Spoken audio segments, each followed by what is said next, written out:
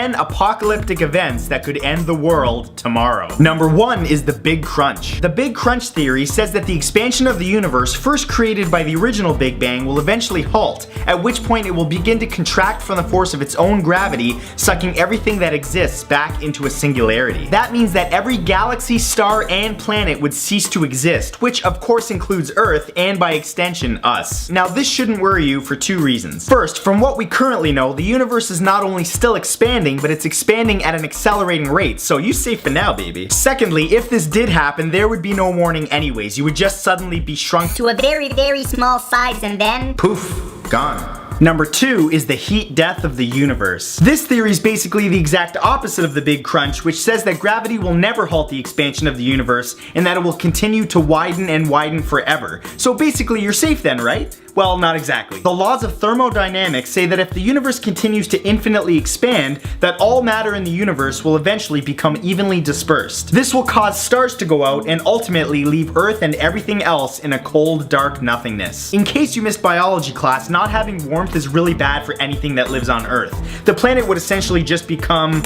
a giant ice ball.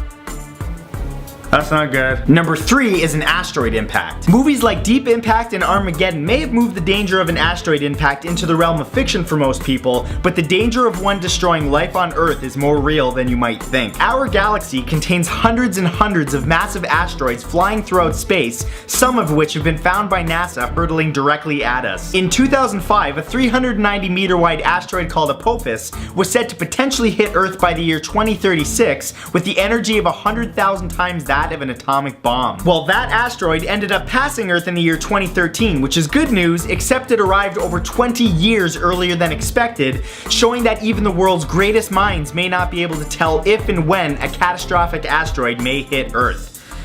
I'm just filling you full of hope today, aren't I? Number 4 is a supervolcanic eruption. Throughout history, volcanoes have always had the power to cause massive damage and even destroy entire cities like Pompeii. Well, a supervolcano's like that, except they are millions of times stronger with ejecta of over 1,000 cubic kilometers, capable of causing the extinction of humanity. Of the 6 supervolcanoes on Earth, the largest is in Yellowstone National Park in the United States. If it were to erupt, it would produce over 2 billion tons of sulfuric acid. In addition, it could create the equivalent of a nuclear winter with the resulting dust and debris blocking out the sun for several years. Now luckily, supervolcanoes rarely erupt. However, the Long Valley supervolcano in California has been showing signs of waking up in the last 20 years. So hide your kids, hide your wives, cause supervolcanoes gonna be raping everybody up in here. Number 5 is a global pandemic. New and deadly viruses are appearing faster today than ever before. As the Earth's population continues to grow beyond 7 billion people, the potential for new supergerms to develop and spread increases. Within the last century alone, we've seen 4 major flu epidemics as well as the emergence of SARS and HIV. And if Mother Nature doesn't create something that will kill us off, we might end up doing it ourselves, as anthrax, Ebola, and cholera have all been weaponized as biological warfare agents. But realistically, it won't be long before even the common flu is able to kill us off, what with everybody constantly using hand sanitizers all the time.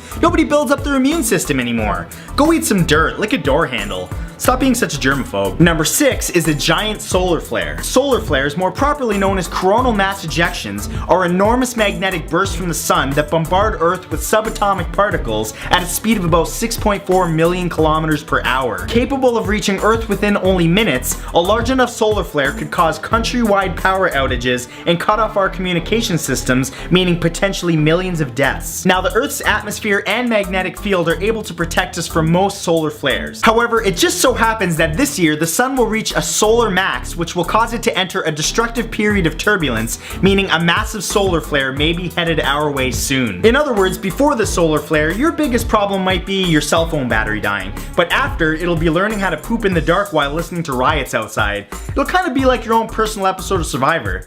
Look forward to it. Number 7 is a black hole. With an estimated 10 million black holes in our galaxy alone, the possibility of one gobbling up Earth one day is very real. The reason that they're so dangerous is that unlike an asteroid, a black hole does not have to come in direct contact with Earth to bring destruction. All that one has to do is pass through our solar system and it would distort all of the planet's orbits. This could cause extreme climate swings on Earth or even fling our planet into deep space. There's even a potential for us to one day accidentally create our very own own black hole right here on Earth through particle accelerator machines like the Relativistic Heavy Ion Collider and the Large Hadron Collider. Yay, science! Number 8 is environmental destruction. There is certainly no shortage of threats to our environment today. Global warming is causing sea levels to rise as well as wild tropical storms. Honeybees have been disappearing by the millions since 2006 in something called colony collapse disorder, which is resulting in the slowing of propagation of food crops around the world. At least 30,000 new species become extinct every year, faster than any other point in history, which is causing major disruptions in the worldwide ecosystem, and that's just a few of the problems that we face today. There's even something called the clathrate gun hypothesis that says that there are massive deposits of methane gas under the ocean in permafrost that are in danger of melting. If that occurred, it would be like the Earth releasing a giant fart, which would dramatically speed up global warming, causing untold havoc. Death by giant fart. It's how I'd always hoped I would die. Number 9 is global dimming. Simply put, global dimming occurs when air pollution creates a thick cloud barrier that blocks sunlight from reaching the Earth's surface. And the worst part about it is that it's already happening. Some scientists believe that global dimming has caused the United States to become 10% darker than it was in the 1950s. If global dimming continues, at best we're dealing with more acid rain and smog and less food and oxygen for a growing populace. At worst, we could see Earth enter another ice age. Yeah, not exactly a win-win. And number 10 is a gamma ray burst. Gamma rays are a form of high-frequency electromagnetic radiation estimated to have 10 quadrillion times more energy than our sun. When two collapsed stars merge, they release a supernova of gamma rays that's so powerful that it briefly outshines the entire galaxy. If such an event occurred within a distance of 1,000 light years away from Earth, the resulting rays would literally fry Earth in an instant with an unimaginable amount of radiation. Luckily, all gamma ray bursts observed thus far have been extremely distant. However, there are some high-mass stars in our galaxy with the potential to explode. But don't worry, if Dr. Bruce Banner can survive it, so can you. No, I'm just kidding, you'll fry. Sorry. Number 10 is Austria-Hungary. Austria-Hungary didn't just lose the First World War, it ceased to exist because of it. This massive union between the Austrian Empire and the Kingdom of Hungary was formed in 1867 and became one of the world's most powerful states, but by the time 1918 came around, the party was over. After the First World War, it was broken up into Hungary, Austria, Czechoslovakia, and Yugoslavia, among others. But unlike Germany, which remained a country after the war, the Austria-Hungary state was made up of different cultural groups with vastly different identities. This was a huge factor in the breakup of the country, as after defeat, these groups didn't exactly see eye to eye. Okay, country's over, so now I'm in charge. No, I don't like you, I'm in charge. Yeah, you wanna go, pal? The history of Austria-Hungary holds important lessons for any powerful nation today. It doesn't take long for even the strongest of countries to topple. So everyone in Canada and the United States, please get along, because I love these countries. Don't be playing around now. Number 9 is Czechoslovakia. In the aftermath of Austria-Hungary's collapse, Czechoslovakia was created. The new country was mostly a combination of two peoples, the Czechs and the Slovaks. Czechoslovakia prospered. That was until World War II when the Nazis occupied it. After that, it was then occupied by the Soviet Union. Oh man, talk about a rough deal. After the Soviet Union disappeared, it became clear that the Czechs and Slovaks had different visions for their country. So a referendum was held and it was decided that the two regions should go their separate ways. And so what was once a single country then split into two and became the Czech Republic and Slovakia, effectively bringing the state of Czechoslovakia to an end. Since then, both nations have maintained a close relationship and continue to coexist peacefully. Oh, you guys, good example. Number 8 is East and West Germany. The Second World War resulted in many fractured nations, most notably Germany itself. After Hitler was defeated, the Allies decided to divide the country into two, effectively creating two new nations, East and West Germany. While West Germany maintained a close relationship with the Western democracies, East Germany was controlled by the Soviet Union. In order to stop people from fleeing from east to west, a huge wall was built across the border in Berlin, symbolizing the East-West split. But when the Soviet Union collapsed, East and West Germany broke down the wall Wall and came together to become one single country once more. Since then, Germany has gone on to become one of the most progressive and economically influential democracies in the world. And it also doesn't hurt that they have some delicious beer. I really want to go to Germany, excuse me. Number 7 is the Soviet Union. If you've been paying attention to this video, you probably guessed this one was coming. The Soviet Union was the largest union of countries the world had ever seen. And yet, it no longer exists. It contained over 100 nationalities, making it one of the most diverse countries in the world, and was comprised of 15 republics covering a gigantic 22.4 million kilometers. To put that into perspective, that's 2.5 times the size of the United States. But where a country like the United States valued freedom and democracy, the Soviet Union incorporated a version of communism which essentially amounted to a dictatorship. The Soviet model just couldn't keep up economically with the West, and so eventually things had to change. The Soviet Union ended up dissolving, and the largest country, Russia, decided to go for it alone. For an alternative history of how this went down, watch Rocky IV. You'll see what I mean. Number 6 is Tibet. In the eyes of many Tibetans, their country still exists. However, China has claimed Tibet as its own, effectively blocking Tibet's desire to continue as an independent country. Tibet covers much of the Tibetan Plateau in Central Asia and is the highest region on Earth. Its territory averaging 4.9 kilometers above sea level. In case you didn't know, the air is mighty thin up there, you're gonna pass out. Tibet has had a long struggle against oppression, having to declare its own independence in 1913 from the then Chinese Republic. After the formation of the People's Republic of China, Tibet was invaded in 1951 and was forced to become a Chinese territory. Tibet's spiritual and political leader, the Dalai Lama, fled to India fearing assassination, and ever since then has advocated the independence and reformation of Tibet as its own country. This country's very unique because unlike the other countries on this list, it might just zip in and out of existence. And also we should probably pay attention to the Dalai Lama because he's a little bit wise, just a little bit. So, let's listen to him. Number 5 is West Florida. Yes, that's right, West Florida at one time existed as its own country. Was it still filled with retired old people at that time? Does anyone know? Originally owned by the British Empire, both East and West Florida remained under the influence of Britain during the American Revolutionary War. When the British Empire was defeated, they ceded West Florida to the Spanish, who had invaded it in 1781. After some disagreements between the Spanish authorities and American and English settlers, the residents of West Florida declared their independence. Oranges for everybody! This resulted in the creation of the Republic of West Florida in 1810, a country that would last as long as the Roman Empire, a country that would never submit to anyone, a country which actually it only lasted a few months. That's because it was claimed by the United States as part of the Louisiana Purchase. Number 4 is Neutral Mohanet.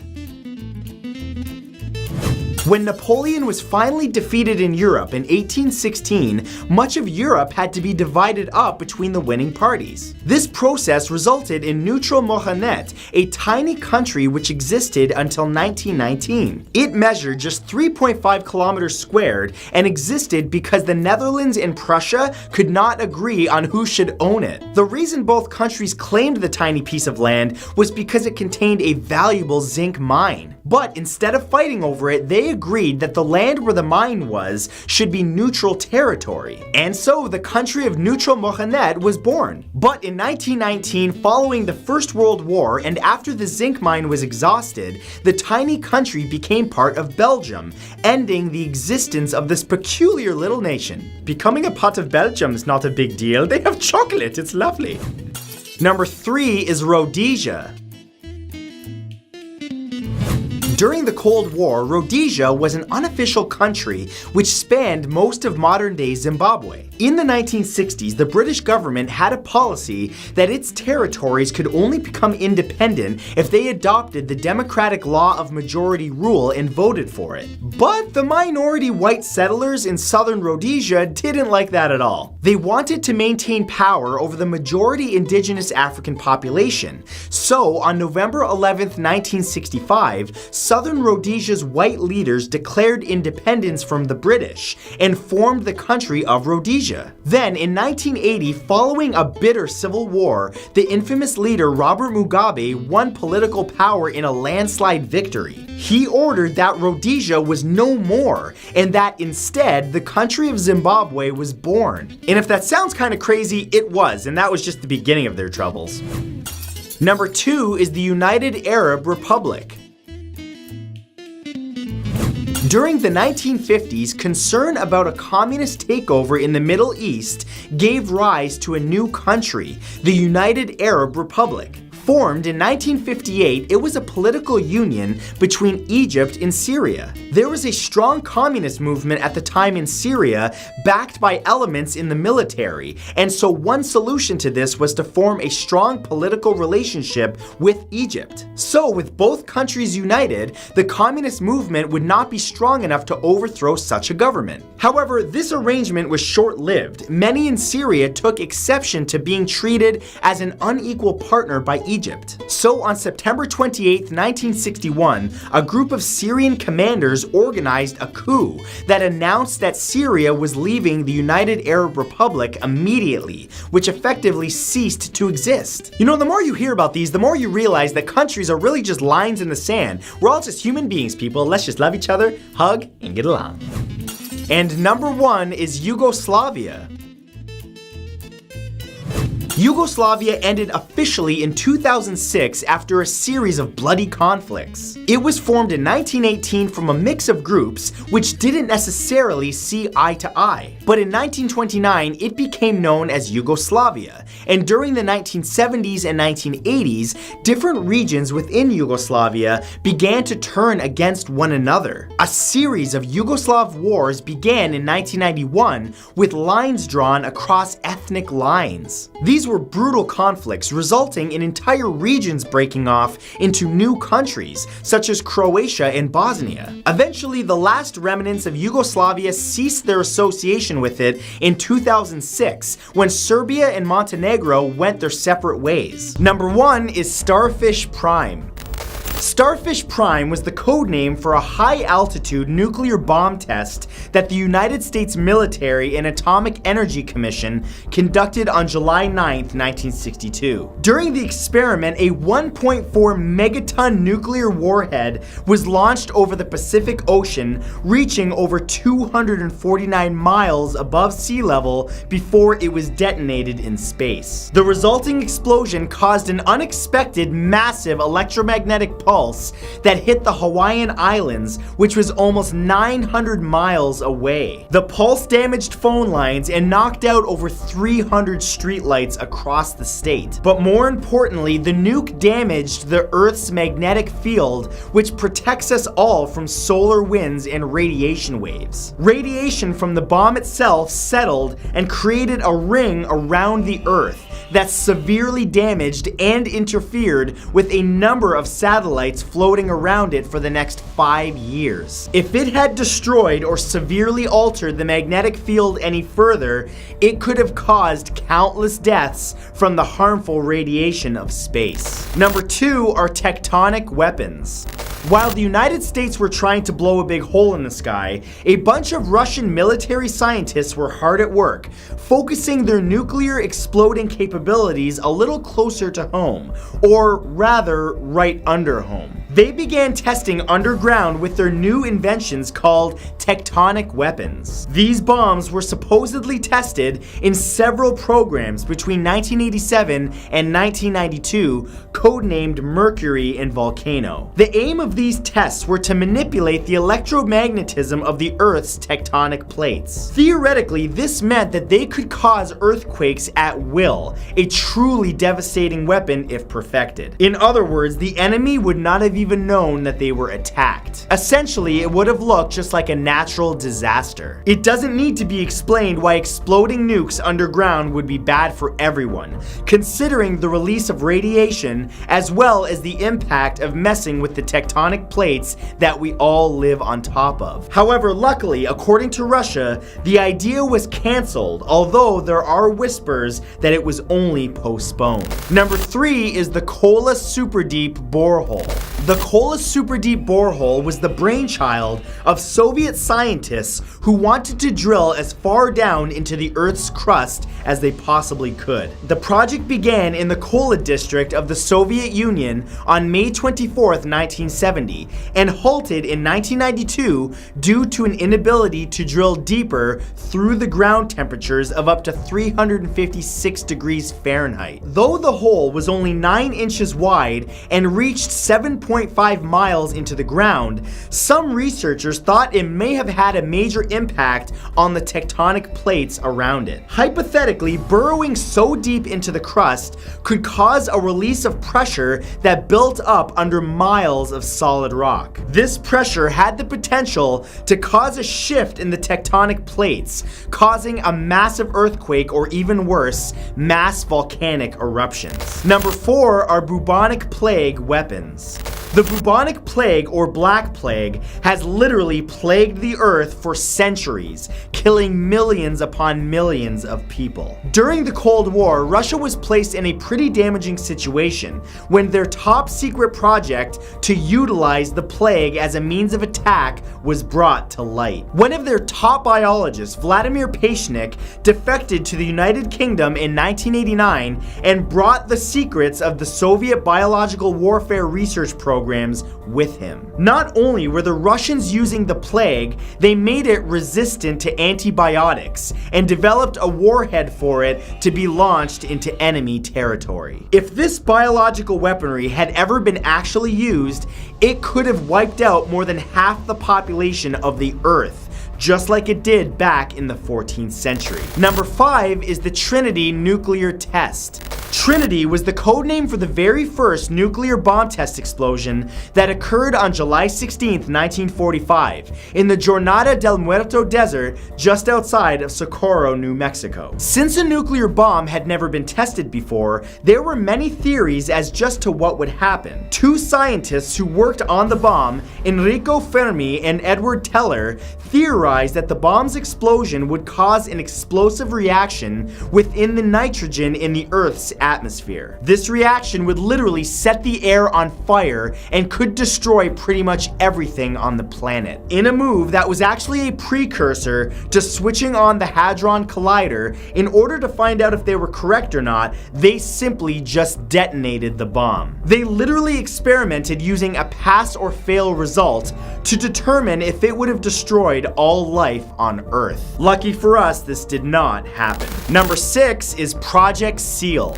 It turns out even the Kiwis have contributed to the creation of weapons of mass destruction. While the United States of America was busy creating the atomic bomb during World War II, New Zealand was working on their own devastating weapon that could have let them harness the power of water. Project SEAL was the codename for the small country's experiments into weaponizing the ocean itself. Backed by the US, the goal was to use high-yield explosives underwater to create giant tsunamis capable of destroying ships and submarines and basically obliterating any coastal towns and bases of the target country. Between 1944 and 1945, New Zealand detonated around 3,700 bombs underwater in tests to create a tsunami. The bomb tests were unsuccessful in pushing the explosive force in a horizontal manner and failed to create any actual tsunamis. However, had New Zealand succeeded in these experiments,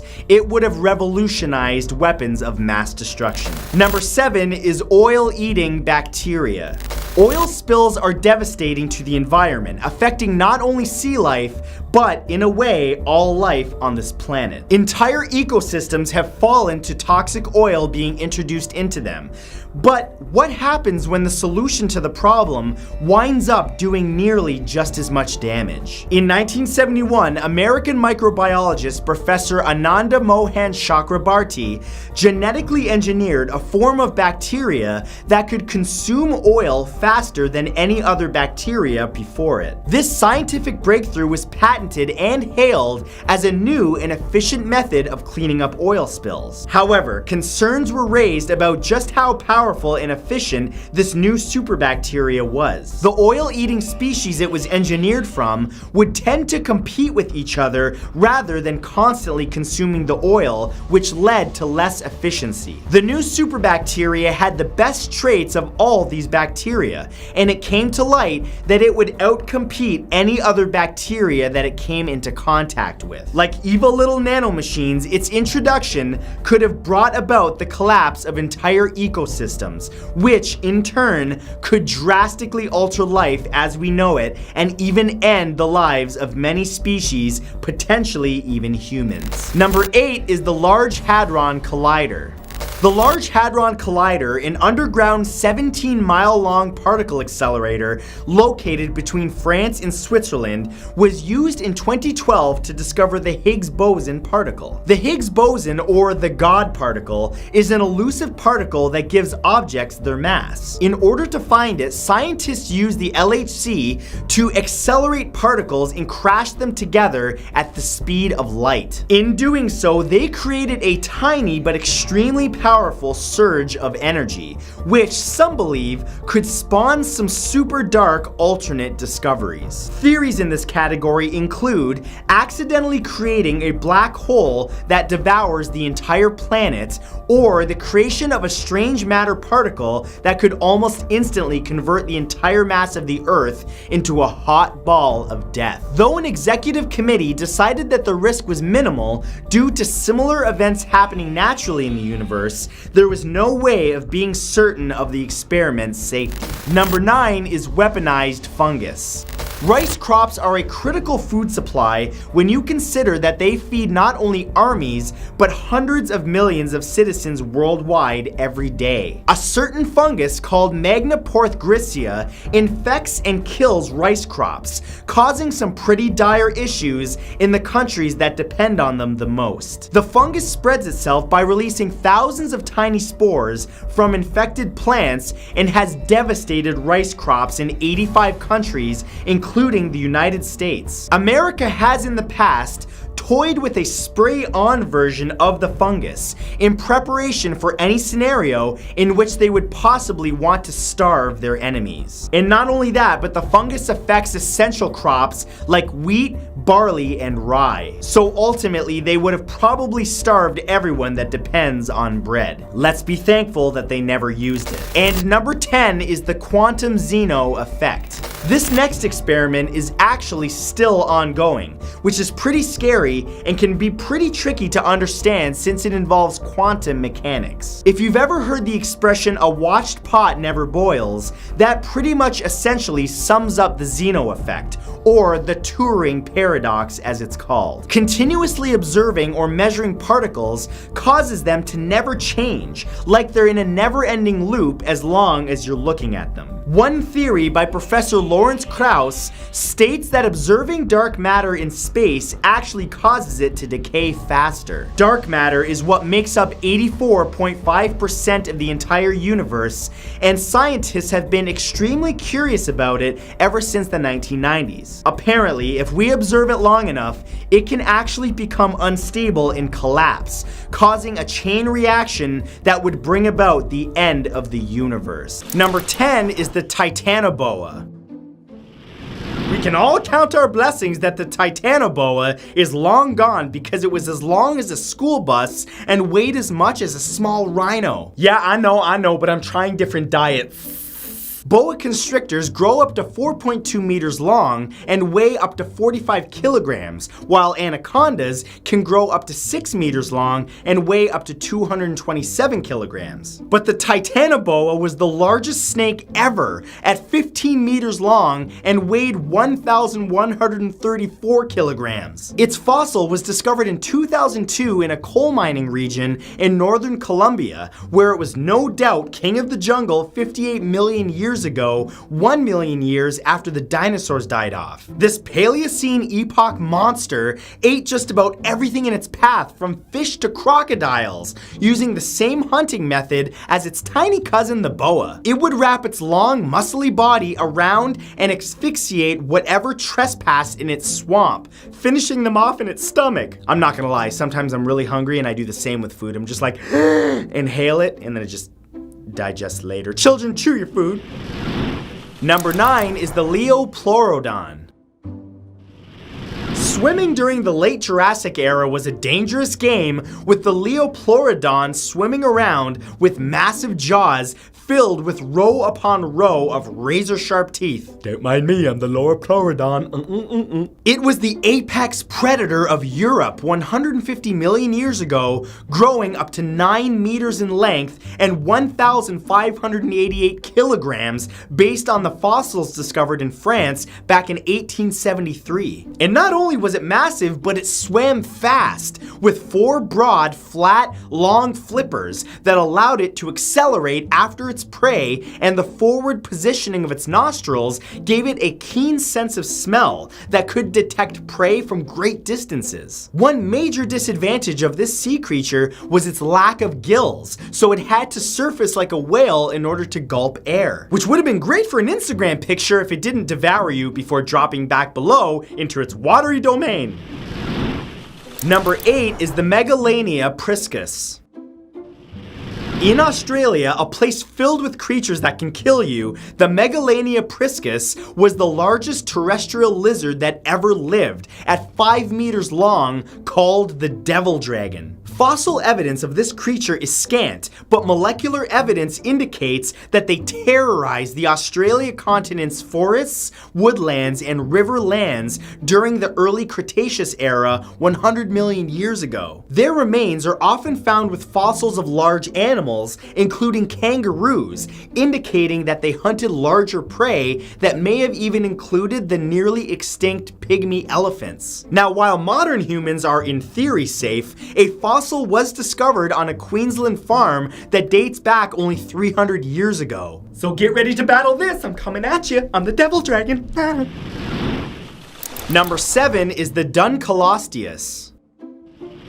The Dunkleosteus was the largest and meanest fish that ever swam, with an armored head that grew up to 10 meters in length. Dang, and I thought I had a big skull.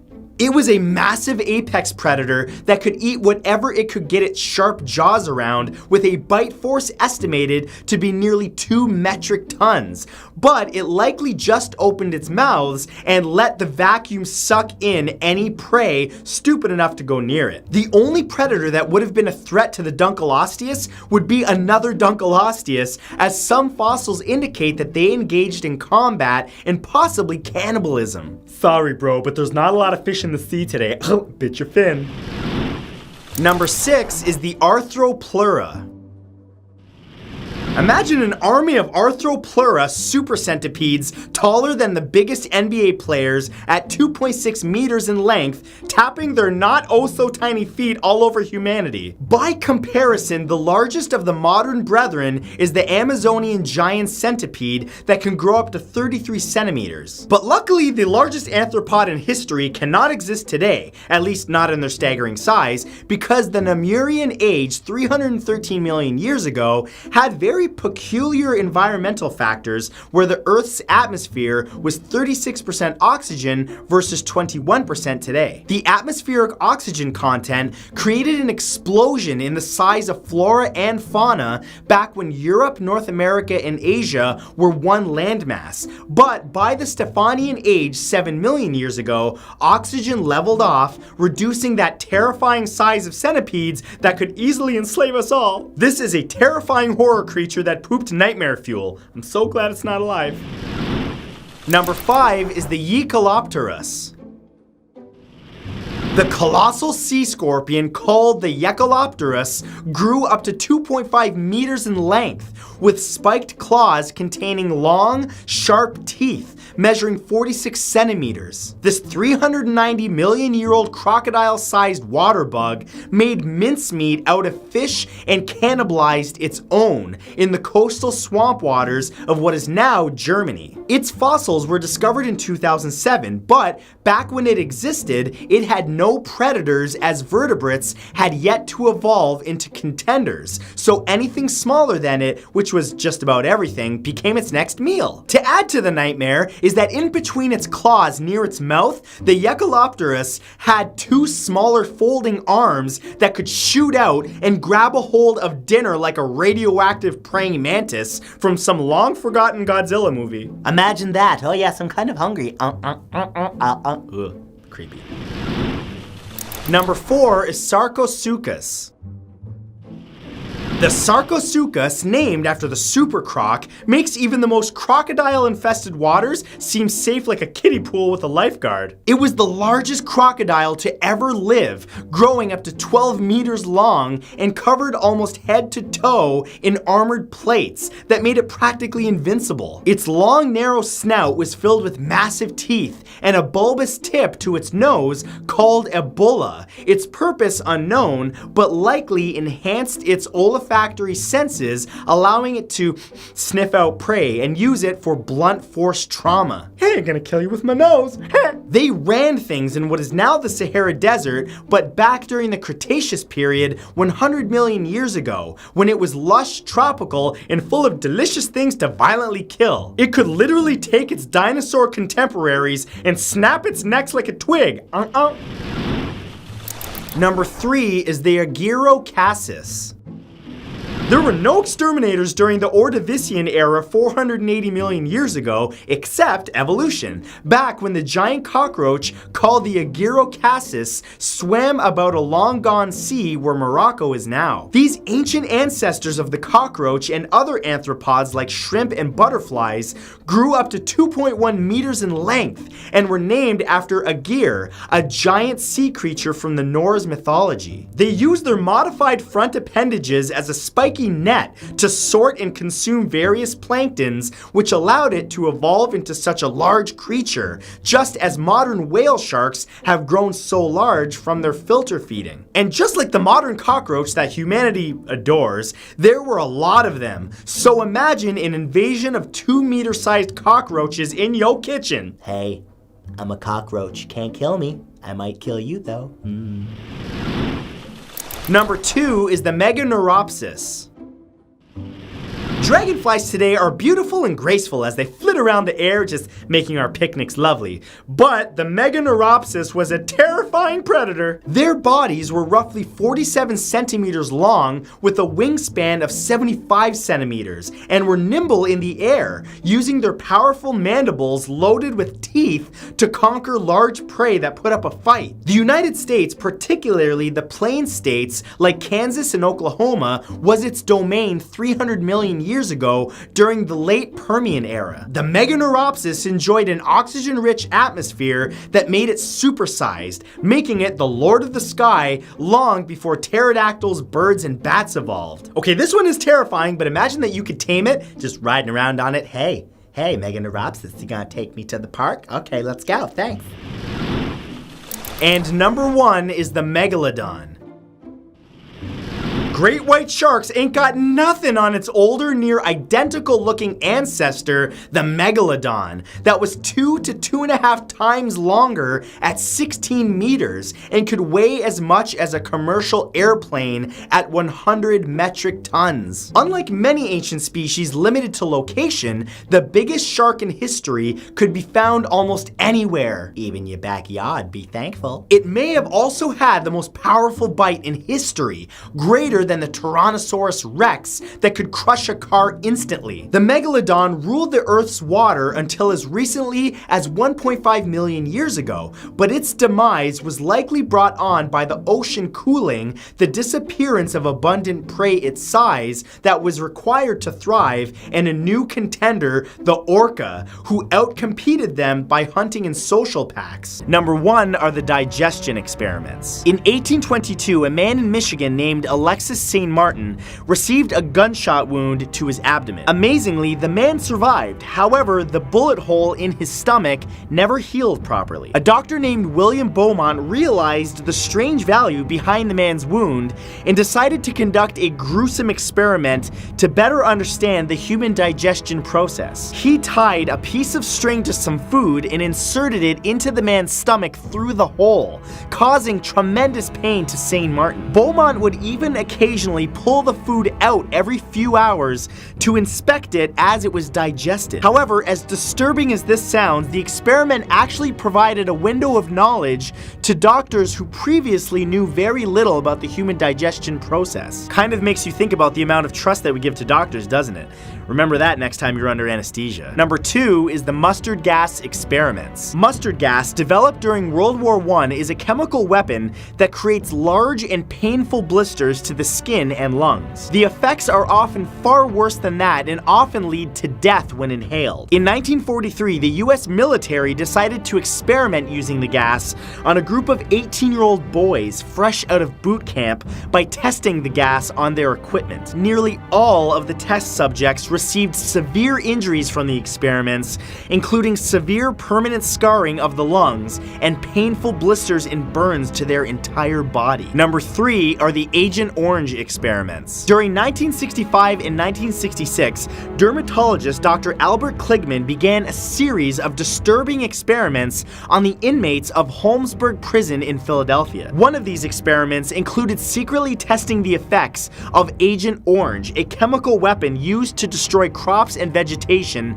on a group of inmates. Kligman injected a toxin from Agent Orange at a dosage of 468 times that of the normal exposure into prisoners, causing them to convulse and develop horrible and painful acne in sensitive areas of their bodies like their armpits, groin, and face. But what may be most disturbing is that upon entering the prison for the first time and seeing what would be his future subjects, Kligman was quoted as saying, "All I saw before me were acres of skin." Goes to show you that monsters aren't always just in bad dreams. Number 4 are the Tuskegee experiments. What happened in Tuskegee, Alabama in 1932 is a conspiracy theorist dream. Over the course of 40 years, government-funded doctors conducted a barbaric experiment on African American male patients. Some patients, like those that were infected with syphilis, a painful sexually transmitted disease, were flat out denied treatment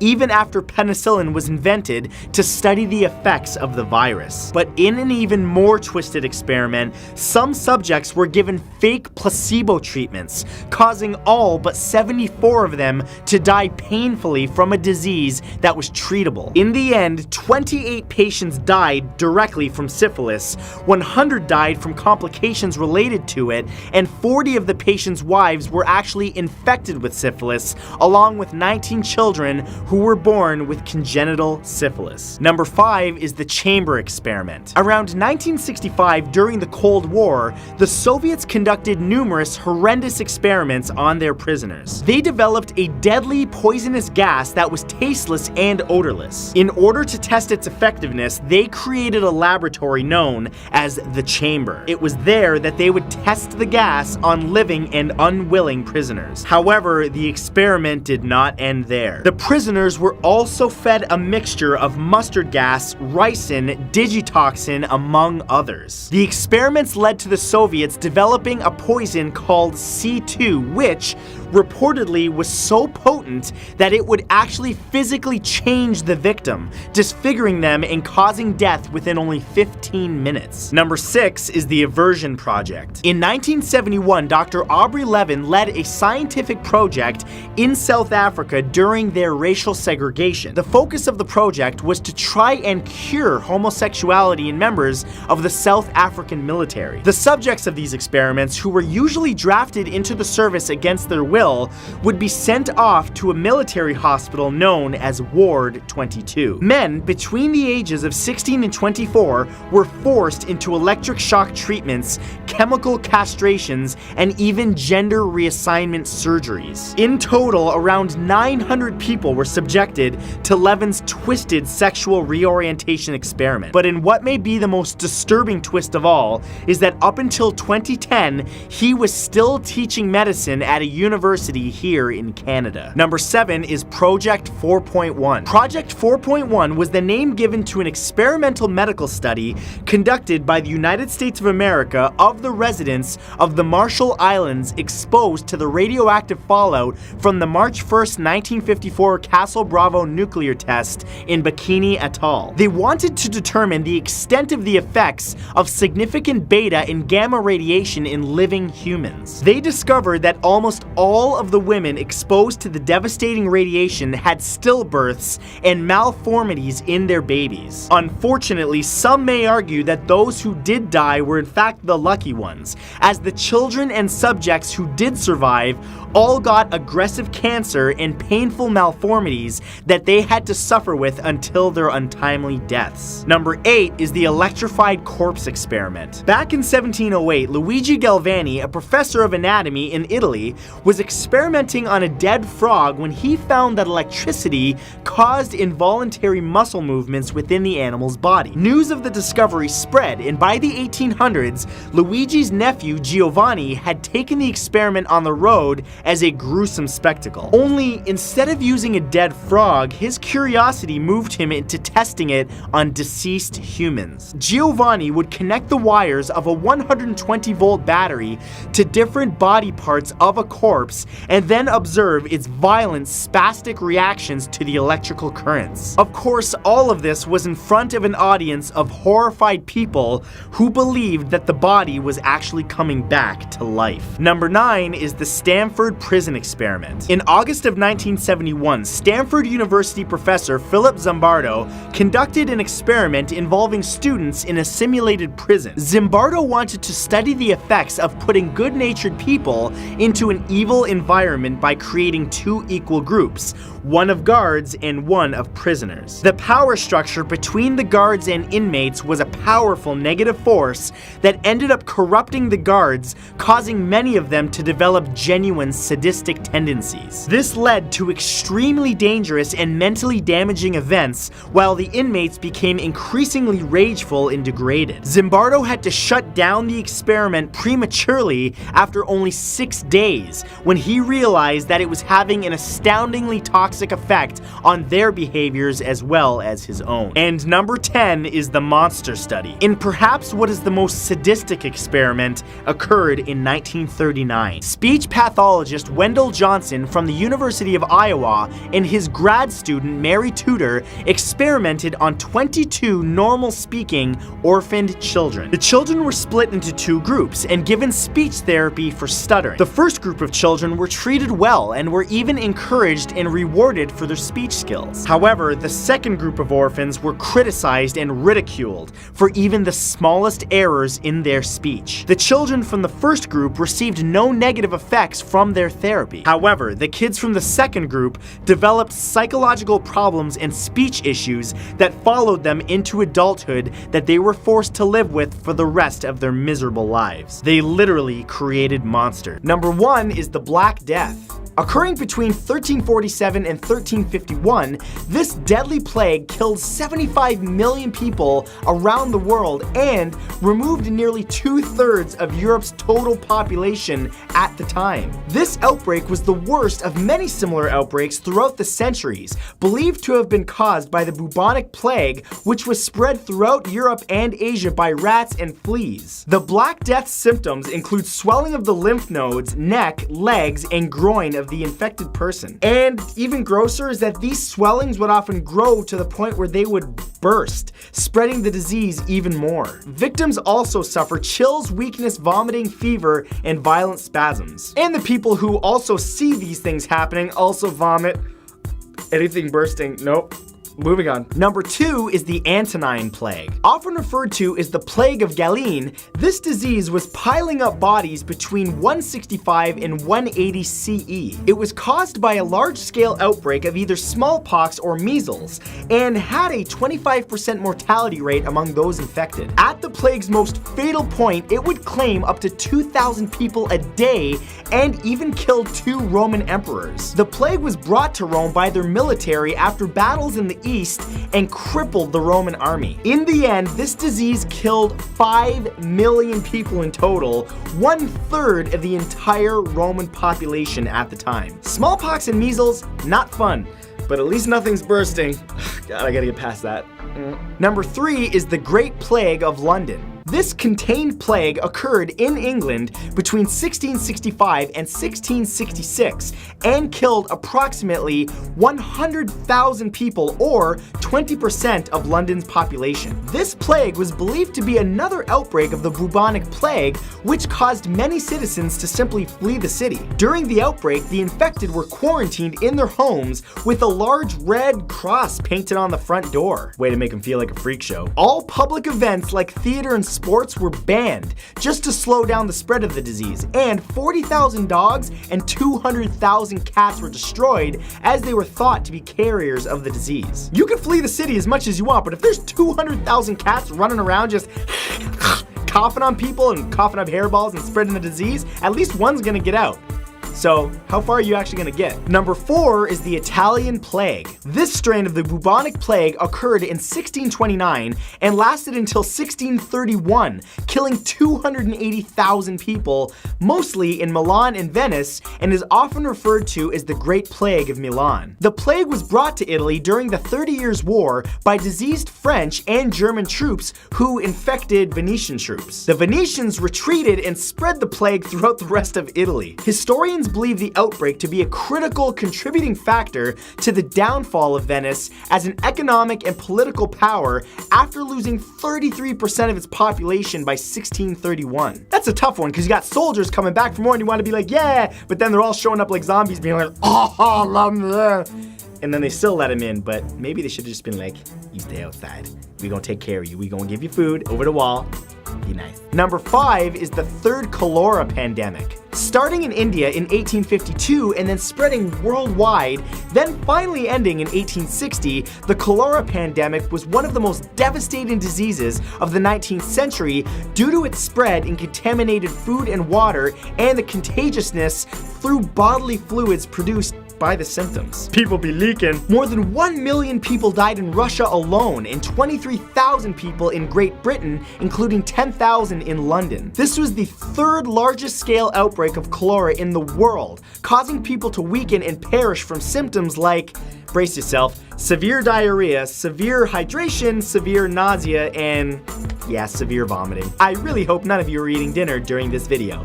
If you are, sorry. Number 6 is the Plague of Justinian. This plague devastated Constantinople during 541 and 542 CE and was the first great bubonic plague outbreak ever. The disease caused necrosis of victims' flesh and left many dead after only 2 to 7 days of initial symptoms. In other words, you get a sniffly nose and you're like, I'm okay.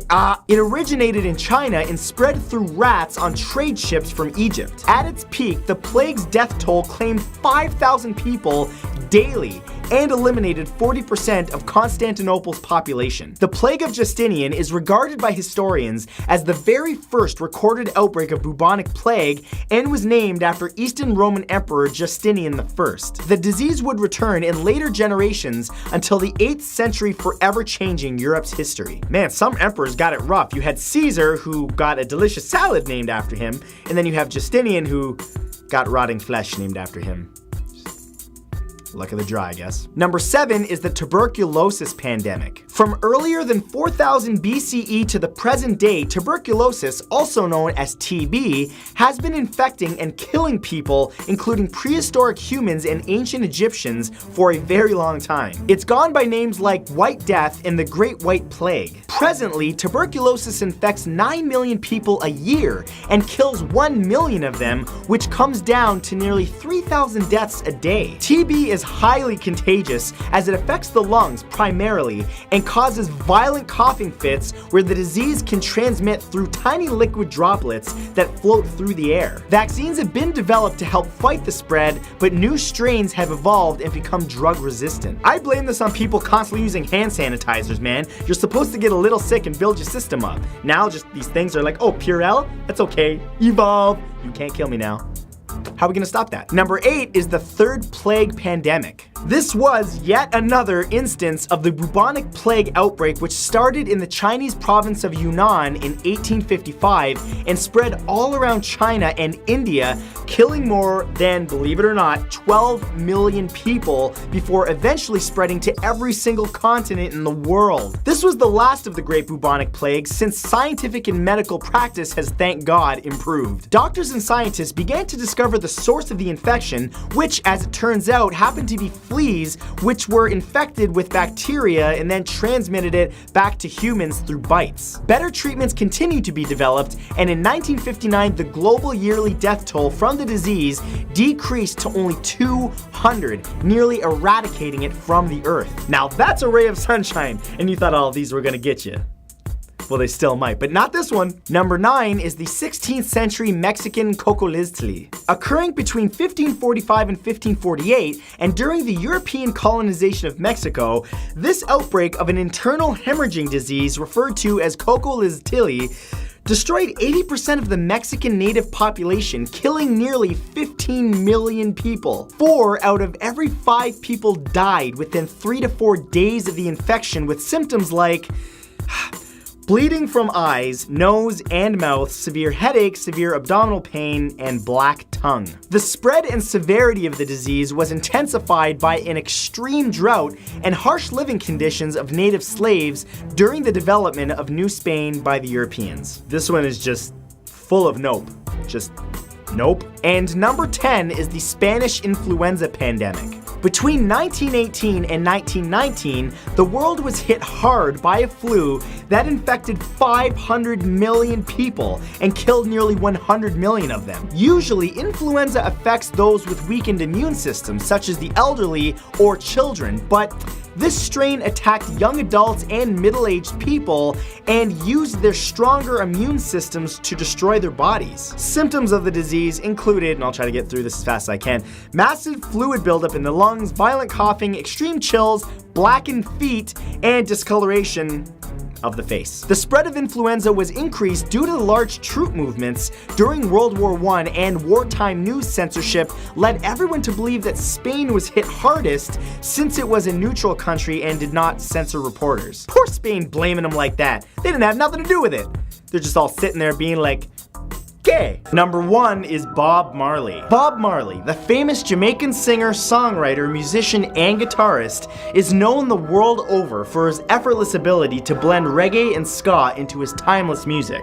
But he had another ability that was lesser known. Considered to be a prophet by his close friends and family, Bob Marley had the gift of prophecy. Growing up in the St. Anne parish in Jamaica, he would successfully predict people's futures and read their palms while his friends watched in awe. After predicting many events correctly, it unnerved people when Marley said that he would die at exactly the age of 36. When asked why he predicted that age specifically, he said that Jesus also lived until he was 36 years old. Of course, not everyone took this prediction to heart. That was, unbelievably, until true to his word, on May 11th, 1981, Bob Marley died from skin cancer that spread to his lungs and brain.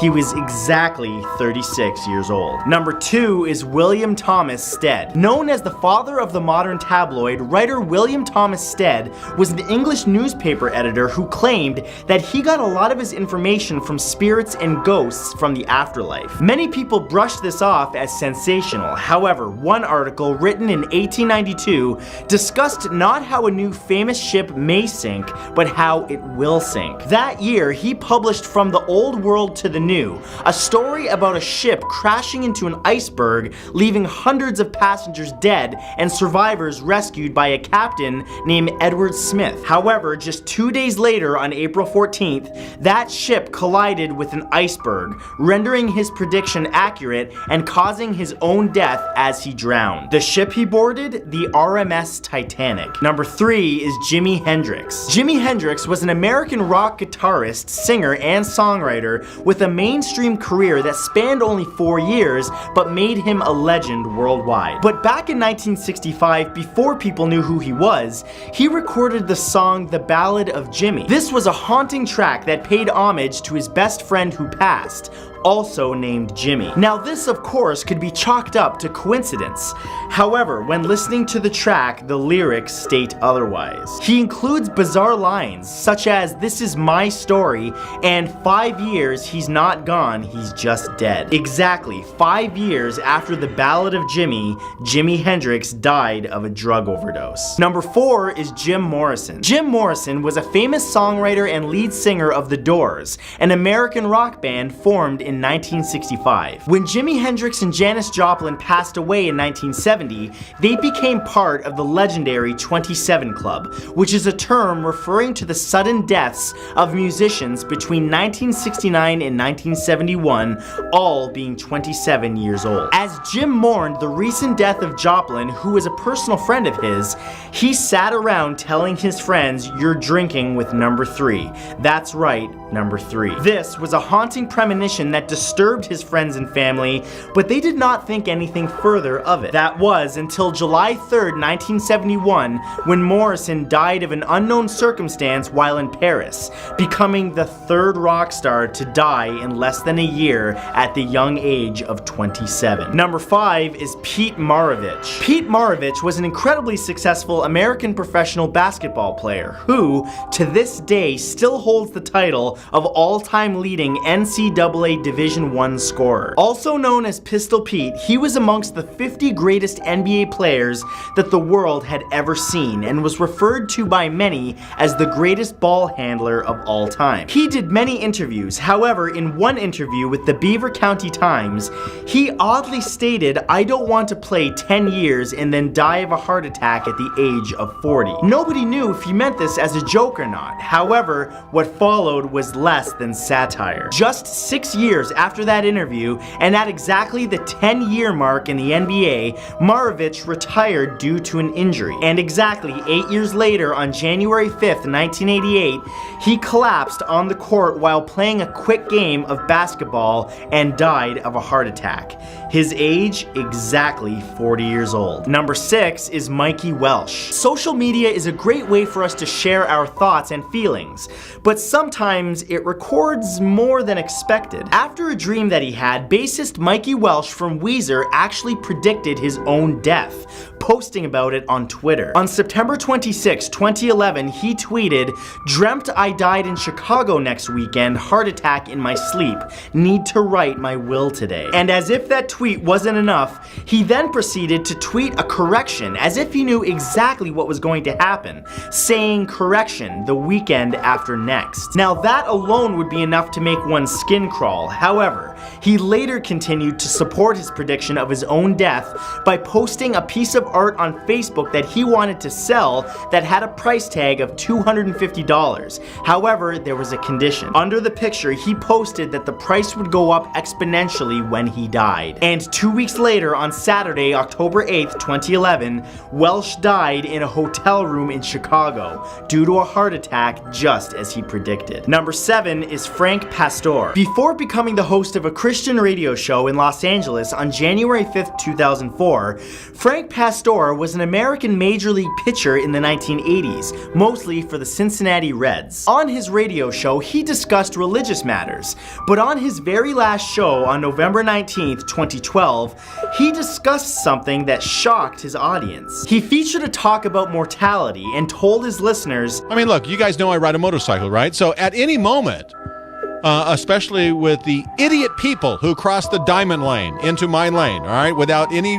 blinkers. Not that I'm angry about it, but at any minute, I could be spread all over the 210. Just 3 hours after that broadcast, Pastore was on his motorcycle riding on the 210 and was hit by a woman who lost control of her vehicle and swerved into his lane. After sustaining major head injuries, Frank Pastore died just as he predicted. Number 8 is Abraham de Moivre. Abraham de Moivre was a French mathematician known for his extensive work in the field of complex numbers and trigonometry. Friends with Sir Isaac Newton and many other famed mathematicians, he was obsessed with chance and probability and studying death through numbers. At the age of 87, de Moivre noticed that every day he was growing more and more tired, sleeping 15 minutes longer each day. Because of this, he guessed that when those 15 minutes added up to a full 24 hours, he would simply just die. After making his calculations, he predicted that his life would end on November 27th, 1754. As his sleeping pattern continued, many began to think that his prediction might actually come true. Sure enough, on November 27th, 1754,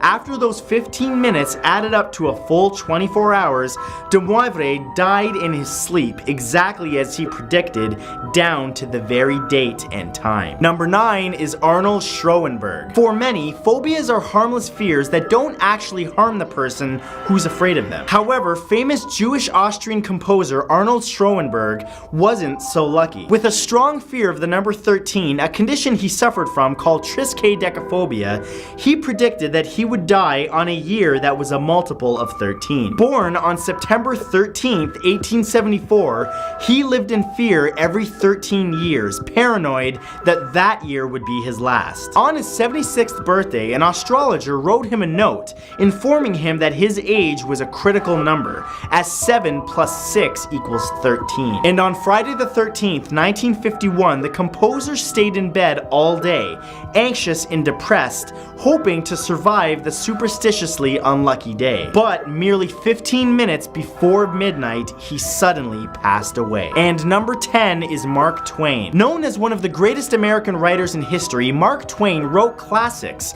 like Tom Sawyer and Huckleberry Finn, touching on subjects that many writers avoided, such as racism and poverty. In 1909, Twain seemingly joked that he would die the next time Halley's Comet passed close to Earth. He stated, "I came in with Halley's Comet in 1935. It is coming again next year and I expect to go out with it. The Almighty has said no doubt. Now here are two unaccountable freaks. They came in together, they must go out together." At the time, nobody actually believed his slightly humorous prediction.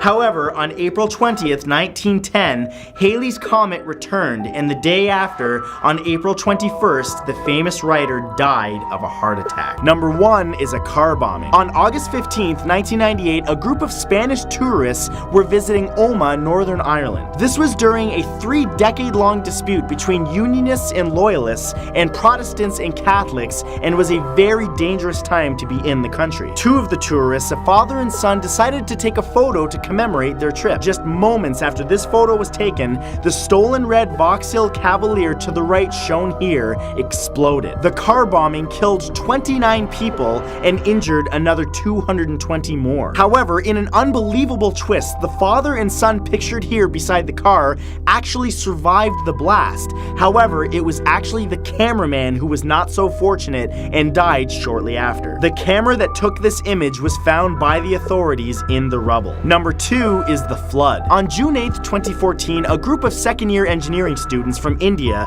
were on a tour going from Shimla to Manali. Stopping by the riverbanks, they were unaware unaware that a nearby hydroelectric plant had opened their floodgates, releasing a large surge of water into the river. They stopped to take a happy selfie when, almost immediately after, 25 students, including those seen here, were killed when the water levels raised drastically. The event became known as the Bias River tragedy. Number 3 is the death of John Lennon. Taken on December 8th, 1980, this iconic photo was one of the last ever taken of the great John Lennon. This photo shows John Lennon signing an autograph for one of his biggest fans, Mark David Chapman.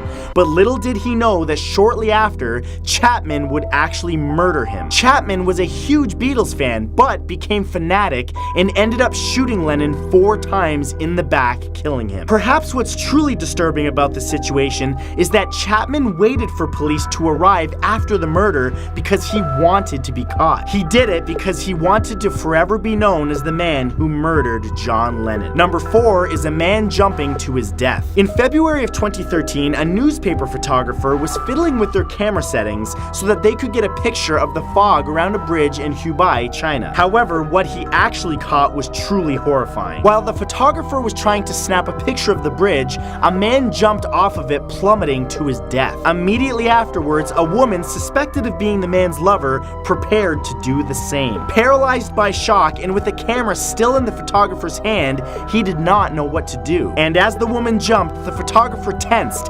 accidentally taking the photo that you see here as the woman fell to her death. Number 5 is a live television suicide. R. Bud Dwyer was a Pennsylvanian senator who served as the treasurer for Pennsylvania. However, his name ended up being dragged through the mud after being accused and convicted of corruption for accepting a bribe for which he was forced to resign from his position. Maintaining his innocence and unable to cope any longer with the embarrassment with his family, he held a live press conference in which he was supposed to simply resign. However, that did not happen. The conference suddenly took a much darker turn, and instead of resigning, Dwyer pulled out a handgun in the middle of his speech live on air, put it in his mouth, and shot himself in the head. This to the horror of a room full of reporters and colleagues that had to watch. Disturbingly, the entire thing was broadcast live on television, and that clip itself is available in its entirety, uncensored on YouTube right now. However, I warn you, the clip is not for those with a weak stomach. Number 6 is a serial killer murder. In 1990, 14-year-old Regina K. Walters from Texas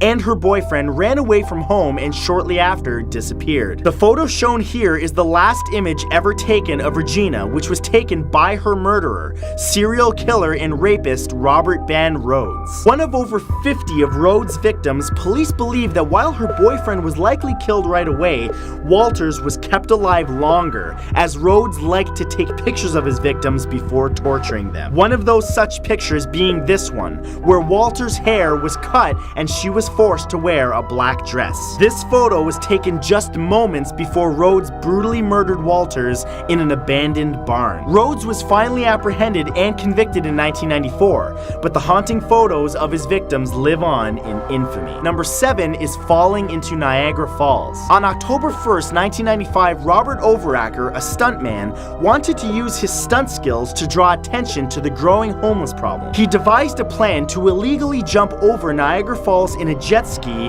that had a sign on it that said "Save the Homeless." The original plan was to ride straight off of Niagara Falls and parachute to safety.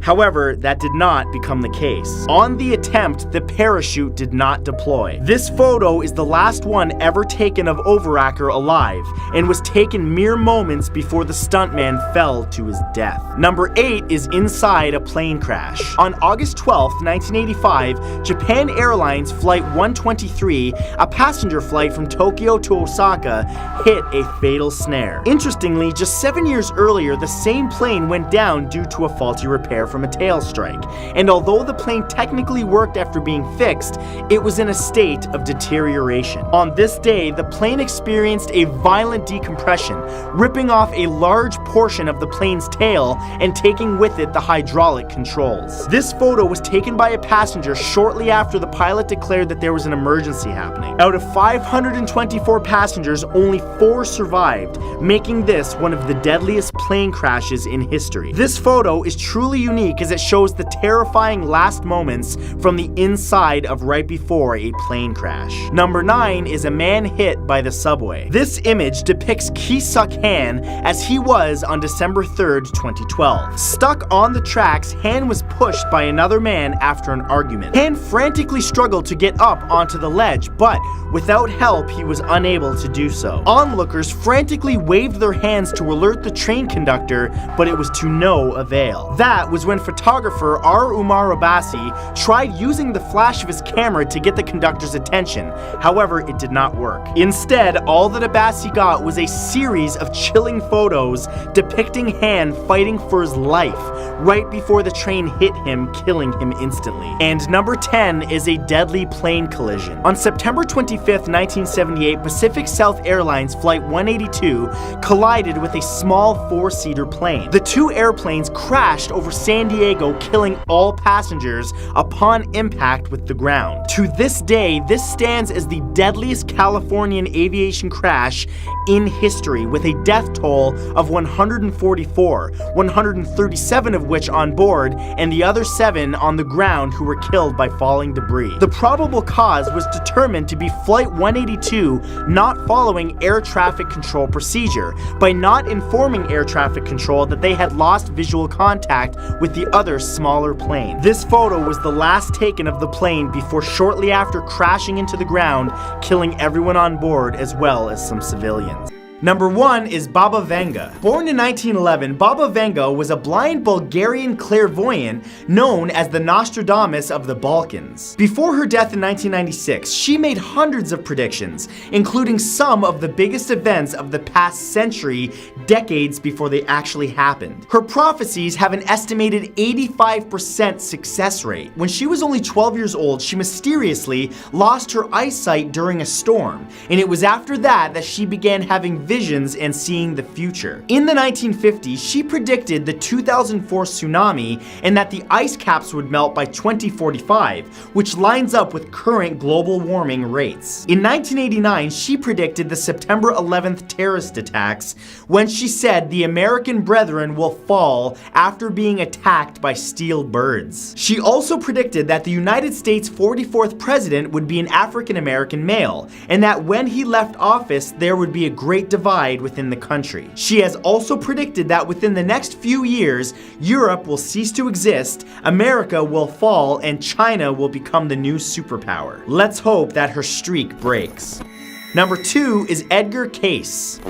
Born in Hopkinsville, Kentucky in 1877, Edgar Cayce was an American Christian mystic known as the Sleeping Prophet. He was given this nickname because he would lie down and go into a meditative state in order to access what he calls superconsciousness, a universal consciousness that connects us all. He's one of the most well-known psychics of the 20th century, having predicted the stock market crash of 1929, the end of the Great Depression, both world wars, and the rise and fall of Adolf Hitler. He also foresaw the deaths of American presidents Franklin D. Roosevelt and John F. Kennedy. After many of his predictions proved correct, Cayce became hugely popular and used his abilities to help medical diagnoses, remedies, and spiritual guidance. He's actually considered one of the founding fathers of holistic medicine and the New Age movement. As for his last prophecy, on January 1st, 1945, he claimed that he would be buried within 4 days, and just 2 days later, at the age of 67,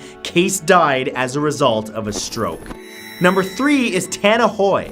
Born in 1976, Tana Hoy is an American psychic medium that claims he has been able to see, hear, and communicate with spirit guides, guardian angels, and dead people since he was a child. He describes his psychic experience as similar to Whoopi Goldberg in the movie Ghost, passing messages from the spirit world to the living. Hoy gained international attention for predicting the Oklahoma City bombing barely 2 hours before it actually happened. On April 19th, 1995, Hoy was was a guest on a radio show in Fayetteville, North Carolina. During the show, he exclaimed that there was going to be another terrorist bombing in America, in a Midwestern city that starts with an O. Sure enough, just 90 minutes later, terrorist Timothy McVeigh set off a bomb that killed 168 people and destroyed the Alfred P. Murrah Federal Building in Oklahoma City. Apparently, Hoy had told the FBI of the same prediction 4 months earlier, but they did not take him seriously.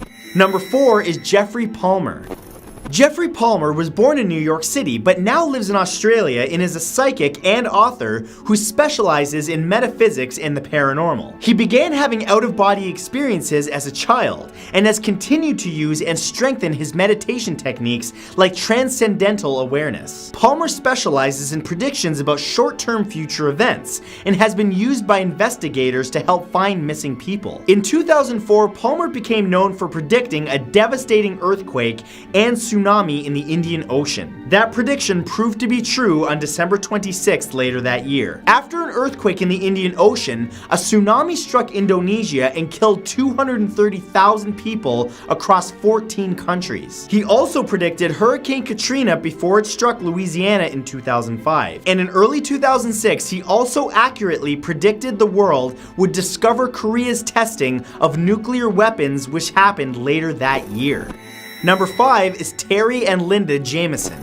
Linda and Terry Jameson are both identical twin sisters who were born in 1965 in Pennsylvania and have become known as the Psychic Twins. This because they've made over 1,500 accurate predictions. On November 2nd, 1999, while on the radio program Coast to Coast, the twins predicted that there would be an attack on the government and the World Trade Center in New York by 2002. This was a very real premonition of the 9/11 terrorist attacks. During a number of radio interviews between January and May of 2012, the twins claimed that they kept hearing sounds like a cannon that were related to Boston. The very next year, on April 15th, 2013, the Boston Marathon was attacked with homemade bombs made from pressure cookers, and the explosions were described as sounding like a cannon being fired. They're also on record as predicting the terrorist attacks in Paris, San Bernardino, and Orlando, as well as Hurricane Katrina, the rise of ISIS, and the North Korea Sony hacks.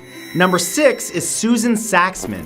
Unlike most of the other psychics on this list, Susan Saxman has the unique nickname of the Reluctant Psychic. Born in the 1960s in New York, it took her many years to accept her ability to see and communicate with the dead. She was able to accurately predict many events. One day, she had told a boy to never drive, and to not even bother getting a license or even getting in a car, as all she saw was a really bad accident. Unfortunately, just a month later, a call from the boy's mother revealed that he had died in a car crash. Another eerie prediction was that of a father gaining sole custody of his daughter, though Saxman predicted that there would be no divorce between him and his wife. Instead, just a week after the prediction, the man was killed in a plane crash. 7 years later, his daughter died of leukemia, leaving his wife to return to Saxman, stating he has sole custody of her now. Number 7 is Roseanne Schwab.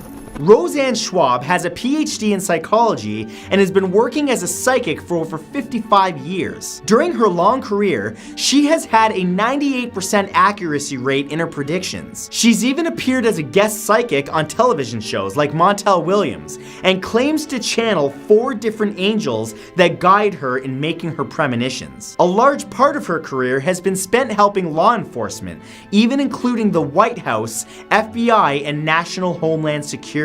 One of her biggest premonitions was that Bin Laden would be found and killed during Barack Obama's presidency, and that Obama would be elected for a second term. She even predicted the 9/11 attacks while she was a guest on The View. In November of 2003, she predicted the earthquake in Iran that took place a month later on December 26th. And she is also said to have predicted Michael Jackson's death at an early age from a drug overdose. Number 8 is John Alfred Watkins Jr. John Elfreth Watkins Jr. was the son of renowned American civil engineer John Elfreth Watkins Sr. and was somehow able to see the future. In 1900, he wrote an article for the Ladies' Home Journal called What May Happen in the Next 100 Years and included over 25 predictions about what life may be like in the year 2000. And unbelievably, many of them came true, including color photographs that can travel instantly through time and space, referring to television and the internet, the invention of tanks, pre-cooked meals, wireless telephones, x-rays, and CT scans, just to name some. Watkins admitted that at the time, reading what he wrote might have seemed ridiculous, but that he wasn't wrong. He even predicted that trains would reach speeds of 150 miles per hour. In fact, in the year 2000, the Amtrak Acela Express opened, operating trains from Boston to Washington, D.C., and reaching top speeds of, you guessed it, 150 miles per hour. Number 9 is Jean Dixon. Jean Dixon was an astrologer and self-proclaimed psychic from Wisconsin who became famous in the 1960s for correctly predicting the assassination of President John F. Kennedy. In fact, in an issue of Parade magazine on May 13, 1956, Dixon wrote that the next elected president would be assassinated or die in office. Dixon originally grew up in California and claimed that it was a gypsy who had given her a crystal ball and read her palm that got her interested in the power of the psychic world. She also accurately predicted the death of Martin Luther King and Mahatma Gandhi. And number 10 is Nostradamus. Born on December 14, 1503, famous French seer and doctor Michel de Nostradam, better known as Nostradamus, is by far the most renowned and accurate prophet the world has ever seen. Even the nobility at the time relied on him to provide them with annual horoscopes, and in 1555, he published his book Les Prophéties, which contained his most famous prophecies. He predicted the rise of Napoleon Bonaparte and Adolf Hitler. In predicting Hitler's influence in World War II, he wrote the following: "Out of the deepest part of the west of Europe, from poor people a young child shall be born, who with his tongue shall seduce many people. His fame shall increase in the Eastern Kingdom." His writings may sound like riddles, but they're still coming true almost 500 years later. He also wrote that the sky will burn at 45 degrees, fire approaches the great new city, and to this day many people believe that he was writing about the 9/11 attacks on New York City as it sits near 45 degrees latitude. Number 10 are the 7 suns. Unlike other apocalypse scenarios, the end of days, according to Buddhism, actually has a roughly established time. It's believed that the world will be destroyed around the year 4600, long after our lifetimes, but still sooner than anyone wants. Prior to the apocalypse, humanity will hit a moral low point and will literally be hunting one another with swords in hand. Life expectancy will hit an all-time low as well, with few people apparently surviving past 10 years old. That's when the Maitreya will arrive, bringing enlightenment to almost the moralless world. Unfortunately, soon after that, 6 more suns will appear in the sky, one at a time, with each additional star causing more and more destruction until the entire planet is nothing more than a fireball, and everything is dead. Number 9 are the dead return. In Judaism, like many other religions, it's believed that a person's soul is immortal, and when we die, our souls join God in the other world while our mortal bodies rot. But when the end of days comes, God restores our bodies and essentially stuffs our souls back into them. Before that happens, a Jewish leader and king will redeem Israel and become the Messiah, while every other nation on the planet suddenly recognizes that the God of Israel is the only one true God. It is said that it is then that the entire earth is destroyed in a cataclysmic way, leaving none alive. Thus, everyone is resurrected and judged based on their faith. Finally, seeing that the old world was flawed, God creates a new world and a new heaven, both of which are a paradise. Unfortunately, to get there, it will cause everyone to die and be resurrected as the undead. Number 8 is the endless solar eclipse. Many people predict the end of the world will end with an asteroid impact or a virus that will take out all of humankind. But what if it's the ancient Aztecs who are actually right, and the apocalypse will start with the sun going out? The Aztecs lived in what is modern-day Mexico between the 14th and 16th centuries. However, their astronomers were well ahead of their time, predicting when eclipses would occur with incredible accuracy. They were so obsessed with solar events that they developed a belief that it would be an endless solar eclipse that brought the end of times through the freezing of the earth and eternal darkness. In an attempt to keep the sun shining, the Aztecs captured neighboring tribes and sacrificed a number of human lives, believing it was the only way to survive. But that has since ended, which means that the Aztecs could one day be proven correct. Number 7 is a global fire. Like many religions, Zoroastrianism teaches that there will be a final battle between good and evil before doomsday arrives. According to their beliefs, the world was created perfectly good, but was corrupted by evil. As the final days approach, good will triumph over evil, restoring the original status of Earth to its onset. That's when the dead will rise from their graves, restored with the bodies that they had in life, and a time of judgment will commence, with every human being having their thoughts and deeds looked at to determine if they will suffer or not. Then all of the metals within the hills and mountains will melt into a massive wave of molten lava. Those who are deemed good will feel nothing. However, the vast majority that have lived in sin will melt in agony as the river of horror flows down from hell. Number 6 is Ragnarok. In Norse mythology, the apocalypse doesn't just bring with it the end of the human race, but the end of all gods and goddesses as well. Ragnarok will see the gods, known as the Aesir, battle the giants for the final time, both sides killing one another as their fight devastates Midgard. As they wage war on Midgard, also known as Earth, giant tsunamis will destroy coastal lands, poison will rain from the sky, and the sun and moon will be consumed.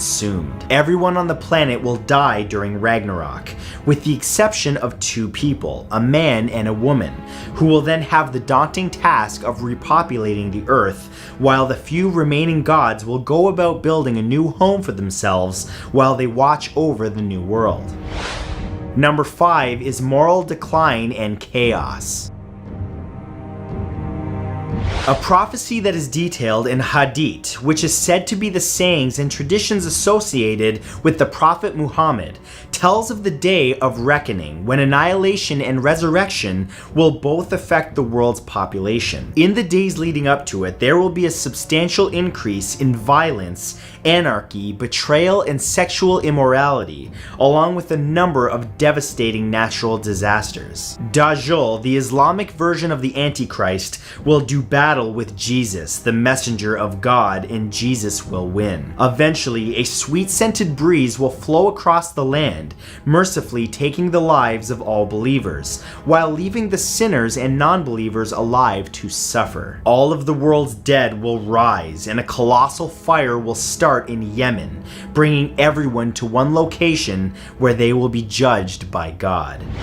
Number 4 is the blue star crashes.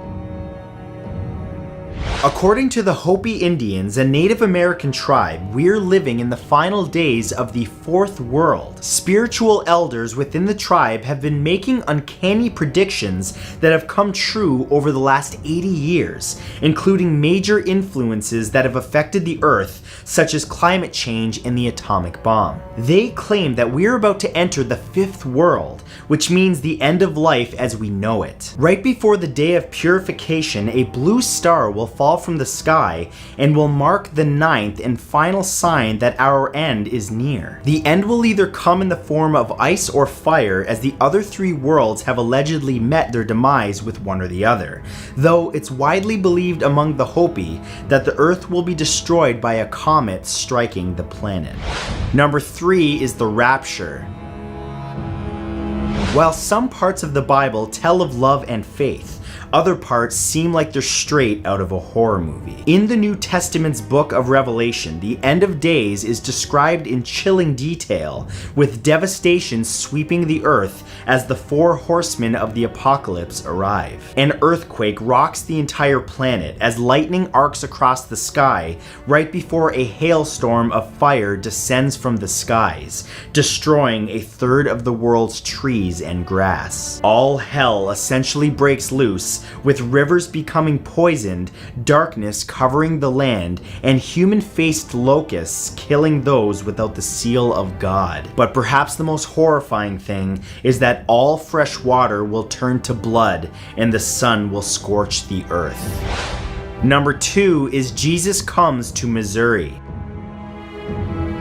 Those within the Church of Jesus Christ of Latter-day Saints believe that the earth will witness the second coming of Christ at some point in the future. Just before he arrives, there will be a large increase in the number of natural disasters that the world endures, including hurricanes, earthquakes, and floods. Additionally, the amount of man-made disasters will also increase exponentially, with terrorist attacks, genocide, and even full-scale wars. As chaos takes over the planet, Jesus will arrive and bring order and peace to the earth as he rules the globe from Zion, also known as New Jerusalem. The Mormons believe that this will be located in Jackson County, Missouri. He will separate the righteous from the wicked, and then the world will be cleansed with fire.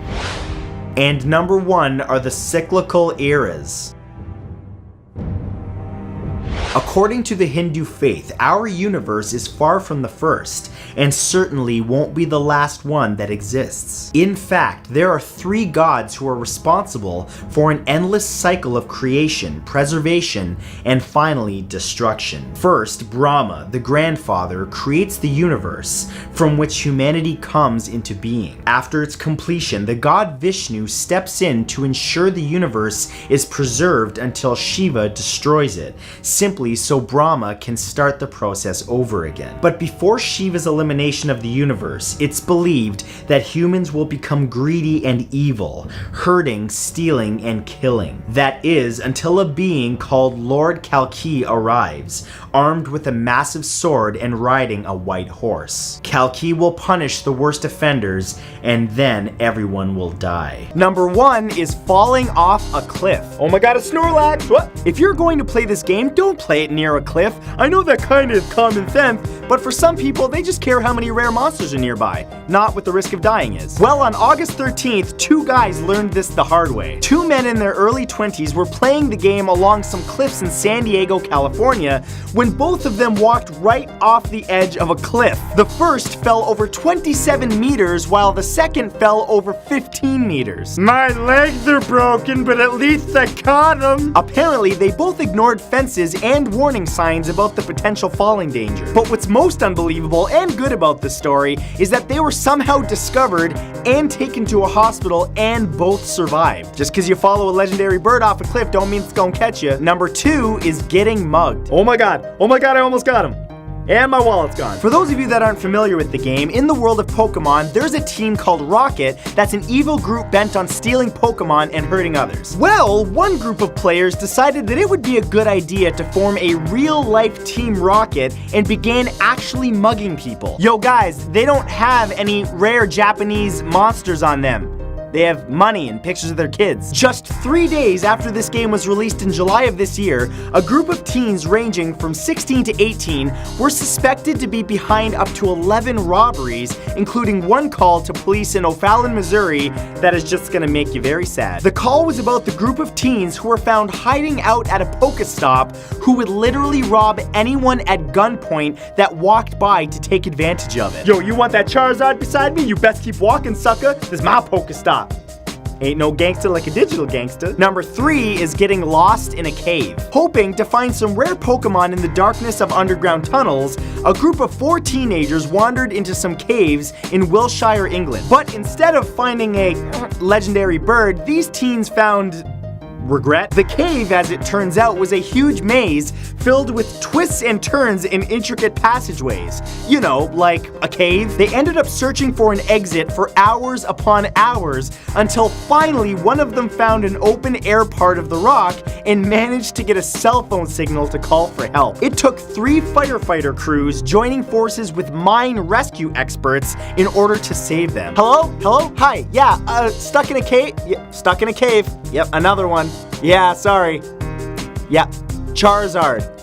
Yeah, almost, didn't get him. Number 4 is a car accident. Yo, seriously? Don't do this while you're driving. Stephen Carey, a 28-year-old former Marine from Auburn, New York, was playing Pokémon Go when he spotted a Lapras, a rare water-type Pokémon, on his screen back in July. Now, he believed, oh, it must be just down the street, so he jumped into his brother's car and drove almost immediately into a tree. Carey suffered a broken ankle, lacerations to his leg, and never ended up finding that Pokemon, but was otherwise alright. Zachary Carey, his brother and the car's owner, ended up starting a GoFundMe campaign appropriately titled Pokemon Bro Wrecked My Car.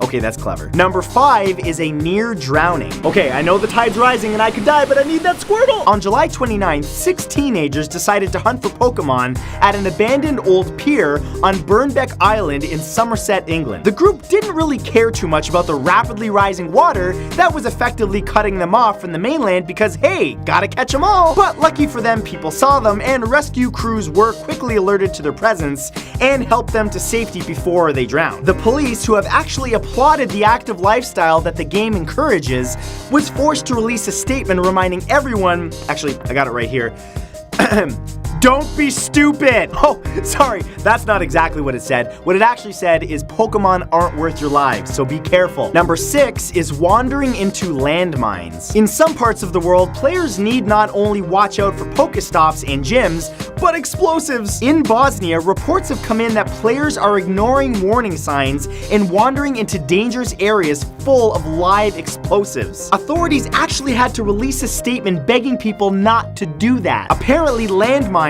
left over from the Bosnian War that lasted from 1992 through 1995 riddle a popular forest floor where players can find some rare Pokemon. I don't want to claim Darwinism here or anything like that, but there's a reason that it's not called survival of the dumbest. I'm not suggesting that we kill all the dumb people, but you know, like the meme says, we should just remove all the warning labels and let the problem sort itself out. Number 7 is finding a dead body. So far, these have all been physical dangers, so let's mix it up with a case that is sure to do lasting psychological damage. On July 8th, 19-year-old Shayla Wiggins was playing Pokemon Go in Riverton, Wyoming, when she suddenly came across the dead body of a man. As it turns out, according to the police, the man had accidentally drowned and had washed up, and she was the lucky one to find him. Well, that's a weird-looking Pokemon. But believe it or not, this was not an isolated incident. Since then, 2 more dead bodies have been discovered, with the most recent one being found in San Diego, California. Number 8 is crashing into a police car. In July in Quebec City, a young man and his passenger were playing Pokemon Go while driving,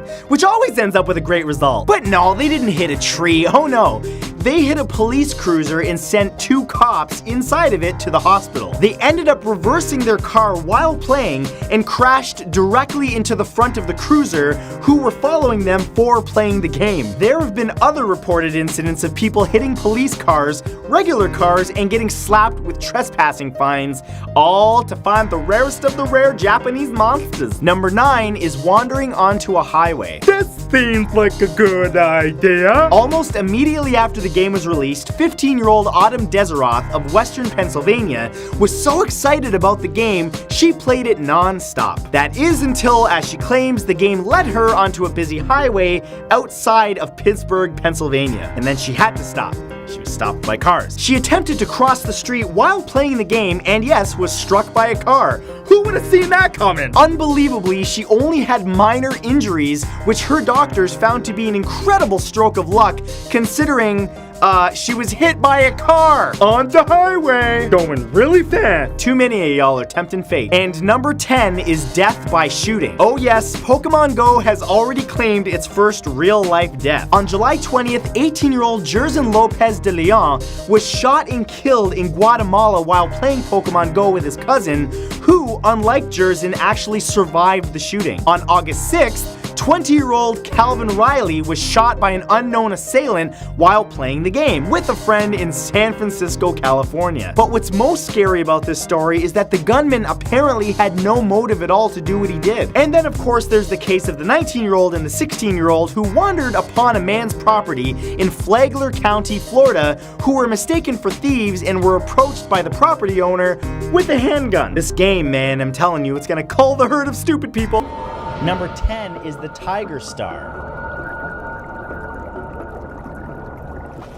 The Tiger Star was a passenger aircraft which vanished without a trace on the 30th of January 1948. At the time, investigators and journalists were beginning to turn their attention to the Bermuda Triangle and the occurrences which were taking place there. The Star Tiger mystery was the story which catapulted the Bermuda Triangle into the public consciousness. The plane was traveling from England to Bermuda when its radio officer, Robert Tuck, requested a radio bearing from Bermuda. This suggests that the plane was off course. However, it would be the last communication the Star Tiger ever made. The plane vanished without a trace, and the only other possible sighting of it came from a ship at sea, the SS Troubadour. If their sighting was correct, something very wrong happened to that plane, as it was miles away from its intended flight path.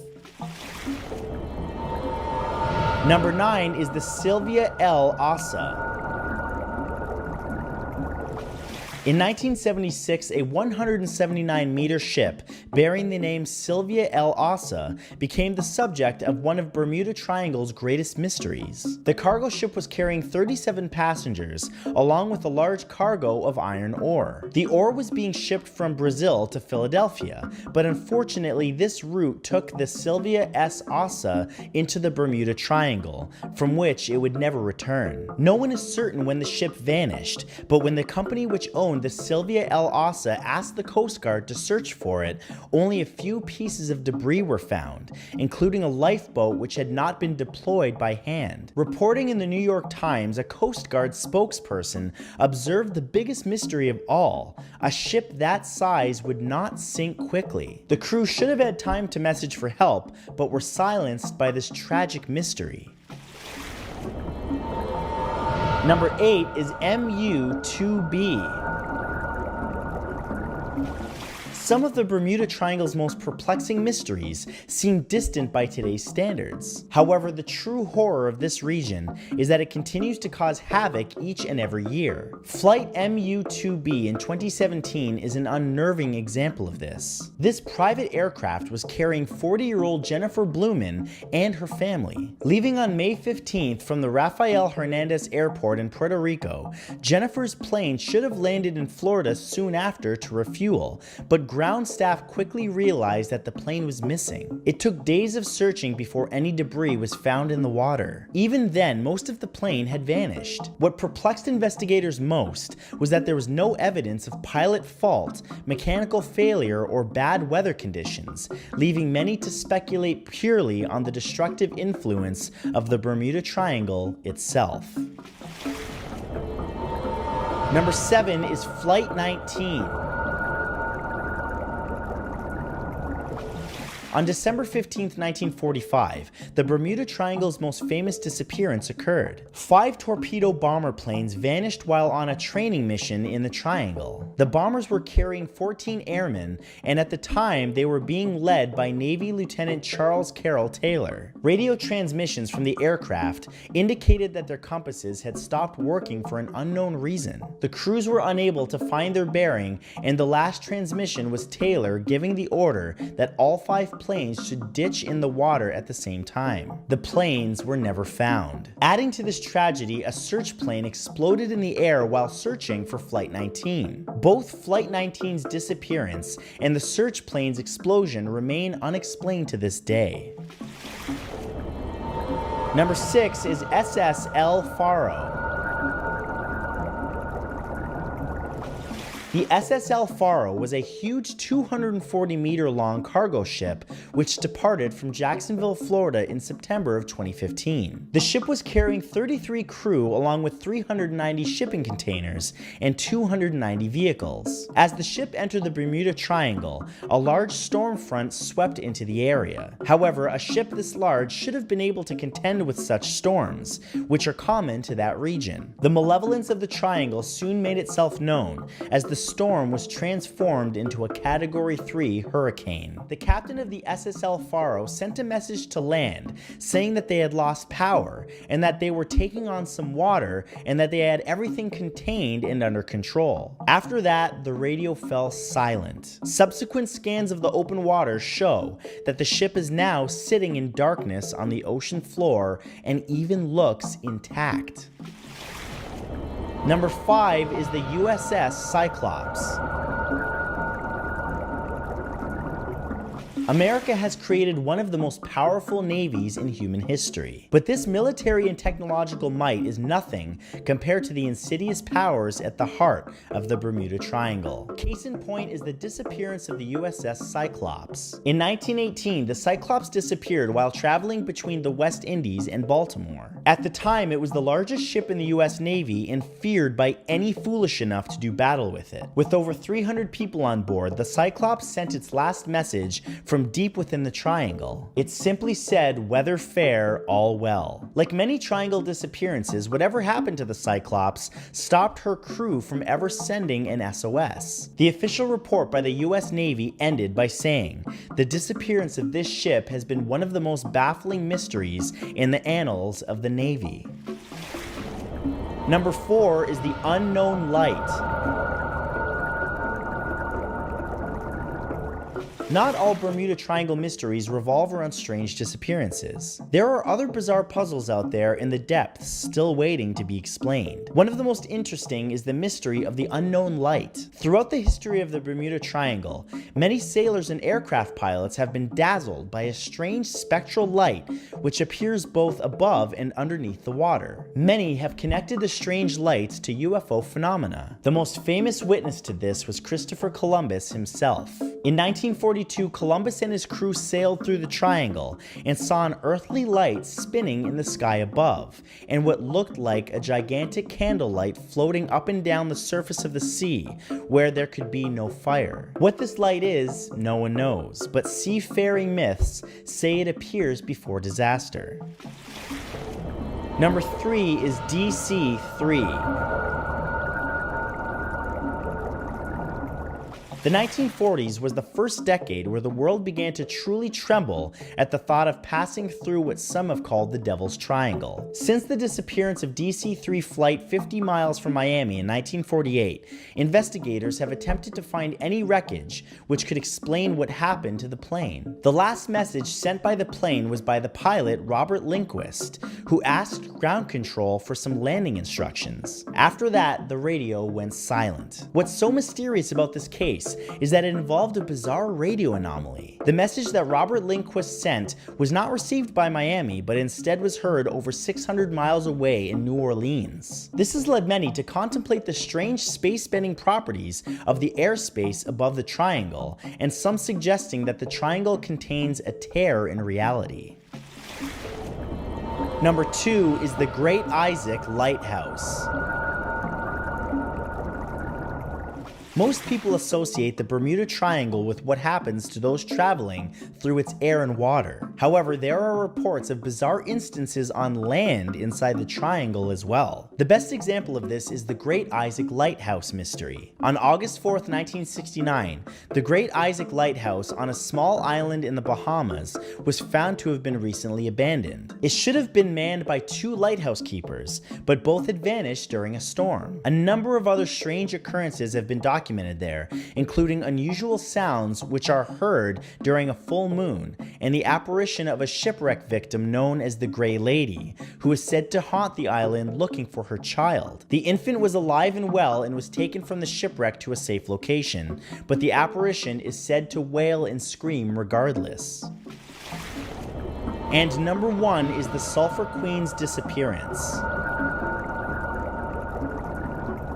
The disappearance of the SS Marine Sulphur Queen remains one of the most controversial Bermuda Triangle mysteries in history. At the time of its disappearance in 1963, it was carrying 39 crewmen and a huge cargo of molten sulfur. After a search for the ship, only a few pieces of innocuous debris were found at first, but eventually 2 life preservers were discovered. Investigators concluded that the life preservers had been worn by 2 sailors. Not only that, but one man had a man's shirt tied to it. The shirt had large tears across it, and the only explanation was that a large predatory fish had attacked the sailor. However, some believe that the Bermuda Triangle contains far greater monsters than sharks in its depths, and that the Sulphur Queen was pulled underwater by something hideous and as of yet unknown to modern science. Number 10 is poverty. Nobody deserves to live without their basic needs being met, but thanks to factors such as extreme weather conditions, natural disasters, and harvests being depleted, the number of people living in poverty is already in the millions. There are even farmers who can't afford to feed their families properly due to their crop yields not measuring up, despite already being in the food industry. But one of the bigger issues here is that the richer nations are more often the ones causing the damage to our climate, which is making the poorer nations the first to suffer. If all of the first world countries could make big strides in taking on global warming, it could mean not only a reduction to the number of impoverished individuals, but could literally save millions of lives. Number 9 is transportation. Every mode of transportation, from planes and ships to simply walking, is being impacted by climate change. As global warming causes the world's ice to melt, it exposes more ocean water, which absorbs more sunlight and heat than ice does, which then melts more ice. This causes sea levels to rise and can lead to flooding and extreme weather, both of which can impede our ability to get from point A to point B. Many of our roads, railways, and bridges could soon be underwater. Plus, as the weather gets worse and more intense, travel by boat and plane could be impeded. In addition to the reduction of our carbon footprint, these issues can be positively influenced by better planning of transportation systems and population density. Carpooling can literally save the planet. Number 8 is extreme weather. Emissions are trapping in more heat than ever before, and with that heat comes the evaporation of water. And well, what goes up must come down. In this case, that means the storms we're used to experiencing are becoming increasingly powerful, and the damage that they leave in their wake is becoming worse. Hurricanes and other weather events are more extreme as they're fueled by larger amounts of water, and if something isn't done, they will only get worse. But thankfully, something absolutely can be done. Construction materials like asphalt and concrete, which cover huge areas in cities and roads and parking lots, trap heat. If we could reduce the amount of heat being trapped in a particular area, say by adding green spaces such as parks or gardens, studies show the severity of storms would be reduced. Number 7 are the oceans. Able to absorb vast amounts of heat and carbon dioxide,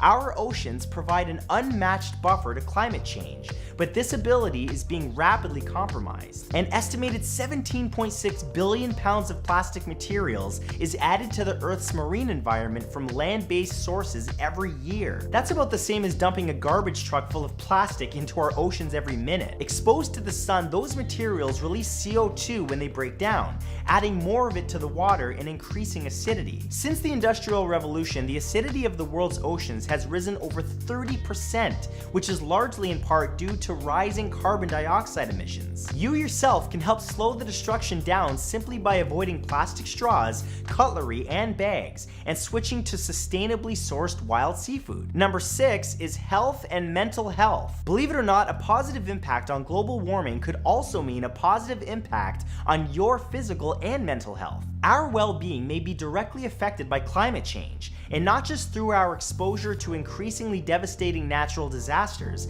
but the increasingly toxic air that we're breathing and heat exhaustion also matters. Scientists have proposed the theory of ecological grief, in which we feel a natural and legitimate grief in response to ecological loss. Basically, being aware of the ever-changing climate of planet Earth can have serious mental health consequences, such as anxiety, depression, and post-traumatic stress disorder. It's even been speculated that by improving the health of our planet, we could actually reduce the number of individuals suffering from substance abuse. Number 5 are forest infestations. Our forests are in real danger because of climate change, and the threats go beyond fires and deforestation. Tree-killing insects are thriving.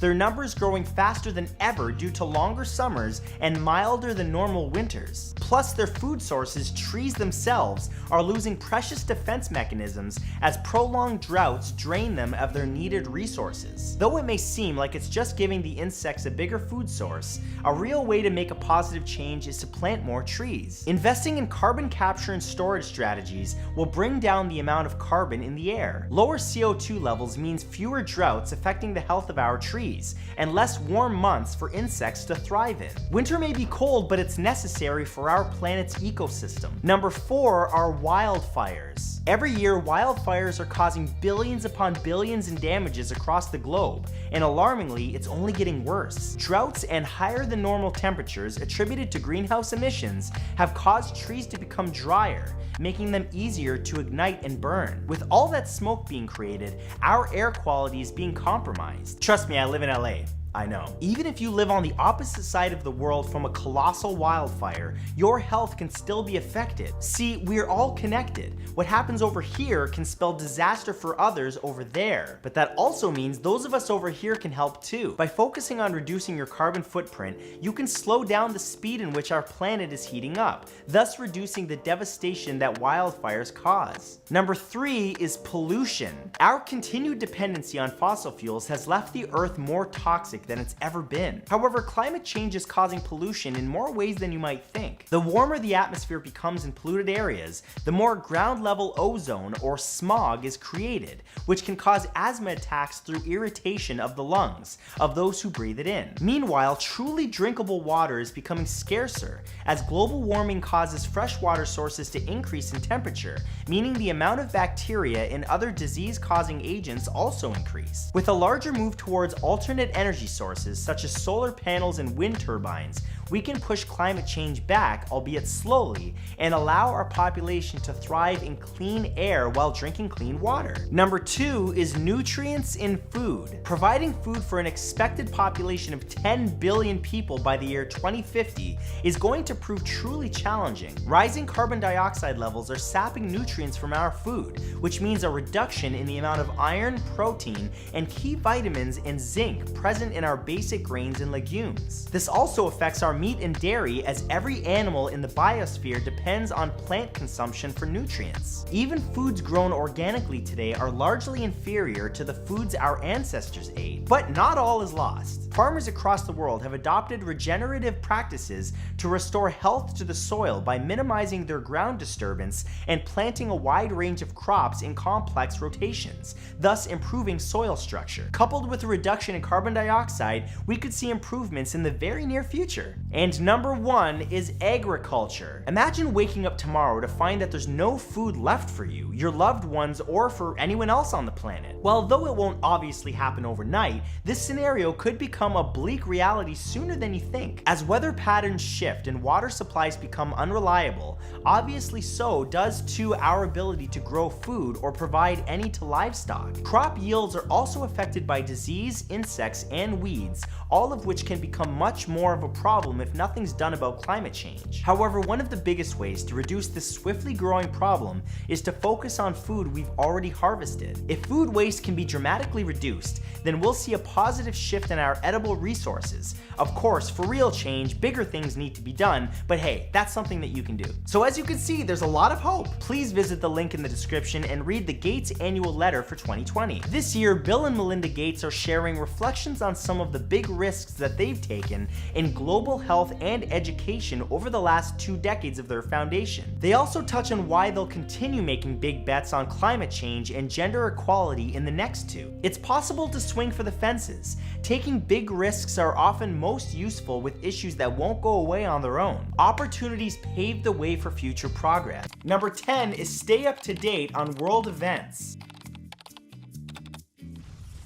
Okay, let's begin with this one. Okay, obviously one of the best ways to survive any kind of attack is to anticipate the attack coming and be far away when it happens. And the best way to do that is to keep yourself informed. We live in a time where it's easy for people to get their message across, which could mean that there's easily evidence of any hostility increasing before any sort of major assault or other incident takes place. i.e., if someone's angry at your country, you're probably gonna know about it. Keeping up with the news either on television or here on the internet will reveal increasing increasing tensions, major regime changes, and possible threats. They often come with threat levels, including the likelihood that an attack will occur. Whoever thought that watching the morning news could save your life? Because literally, in the event of a crisis, it really can.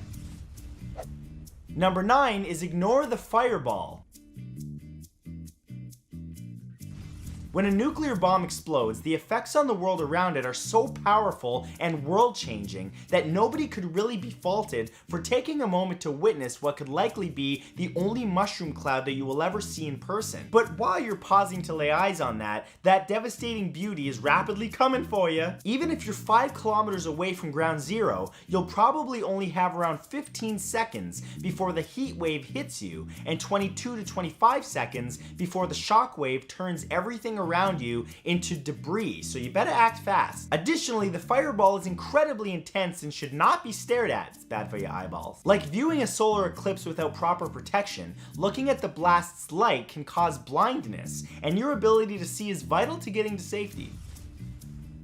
Number 8 is find shelter. As the blast rips through everything in its path, getting to shelter is crucial, obviously, in case you didn't figure that out. However, it's important to remember that just because a building is close by doesn't mean that it's going to provide proper protection. Try to find a building made of brick or concrete, preferably one with sublevels, and avoid wooden structures, windows, or anything that will clearly become nothing more than flying, life-threatening debris when a shockwave hits. Get as far underground as possible without using elevators. If you ever lived in a building where the elevators go down, this is like that times 10. You should also steer clear of ladders until after the blast passes and the ground settles back down. A fall could prove fatal if no one is around to help you. Finding shelter even after the shockwave is gone is essential, as the fallout is close to reaching you and could prove deadly. Number 7 is brace for impact. Like that. If you're outside far from any concrete structure or even in a flimsy shack or cabin that will offer little protection, then your best bet is to find a hillside or depression in the earth that will put as much dirt and stone between you and the blast as possible. Then lay flat on your stomach, pressing yourself as low as you can while plugging your ears and covering as much of your skin as possible to protect your hearing, not to be like la la la, nothing's happening, la la la, unless that helps you. I'm just saying. But really though, the force that hits is going to hurt a lot. Experts say that while keeping your eyes squeezed shut is crucial, it's even more important to keep your mouth open. There's something you never expected. When the shockwave passes, it's going to compress your body, and when your organs get squeezed, they release the gases inside of them, and that needs to go somewhere. Either open wide or risk, well, not nice things happening. Number 6 is avoid fallout. When a nuke explodes, it turns everything in close proximity to dust and ash, much of which is propelled upwards into the atmosphere. But then it soon comes back down, now possessing residual radioactive particles that are quite lethal. The radiation won't kill you as quickly as the blast, but can poison your blood, burn away your skin, and even cause cancers, leading to a painful death that could take anywhere from hours to years to come about. Getting as far underground as possible or into a shelter with thick walls is your best bet. Radiation levels will fall over time, but it's important to stay put for at least 48 hours or until emergency services can get you. It's recommended that you stay bunkered down for 8 to 9 days, which is the half-life of radioiodine, the most lethal of the products created by the nuclear explosion. Okay, we're halfway through. You freaked out yet? No? Good, keep watching. Number 5 is strip and clean. If you were outside when the bomb went off and you were able to safely move, then doing so is essential. However, your body's been exposed to dust and debris that came from the direction of the explosion, which means that you could be covered in radioactive particles and contaminating everything that you come into contact with. Once you're safely inside, strip your outer layer of clothing and seal it in a plastic bag, keeping it far away from the survivors. Starting with your hair, if you have any, use a shower or even water bottles to cleanse your entire body. Use a cloth or soft towel to wipe your eyes and the insides of your ears. You should be doing that anyway, Grandma be telling you, baby. Then blow your nose and try to get any particles you inhaled out. There's no way to get all of the radiation off of you, but every little bit helps. Number 4 is treat injuries properly. Great, you've made it this far, and after surviving a nuclear explosion, nobody should die due to their injuries being mistreated. Often minor blisters form from radiation burns, and though popping them might seem like a relief, what you may actually be doing is providing that radiation with free entry into the body, or exposing other people to it. Burns that don't blister or create cracks in the skin should be covered with Vaseline or a mixture of baking soda and water. Major burns can be deadly and need to be protected from infection while treated delicately. Never try to peel clothing that's been fused to your skin, for obvious reasons, and use non-adhesive burn bandages, or when they're not available, saran wrap, like you're a cucumber, you know? One of the most common post-disaster causes of death is shock, so sometimes being reassuring and confident to calm someone down can save their life. It's okay, you're just a little melty, you'll be alright. Number 3 is prepare a survival bag.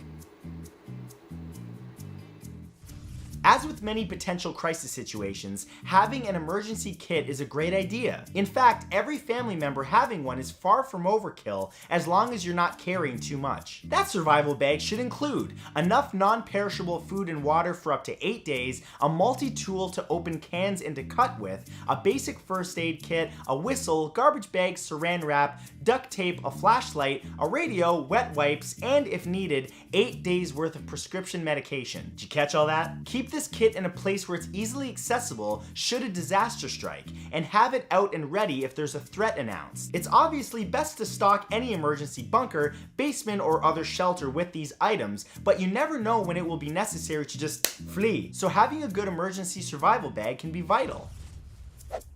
Number 2 is know what's nearby.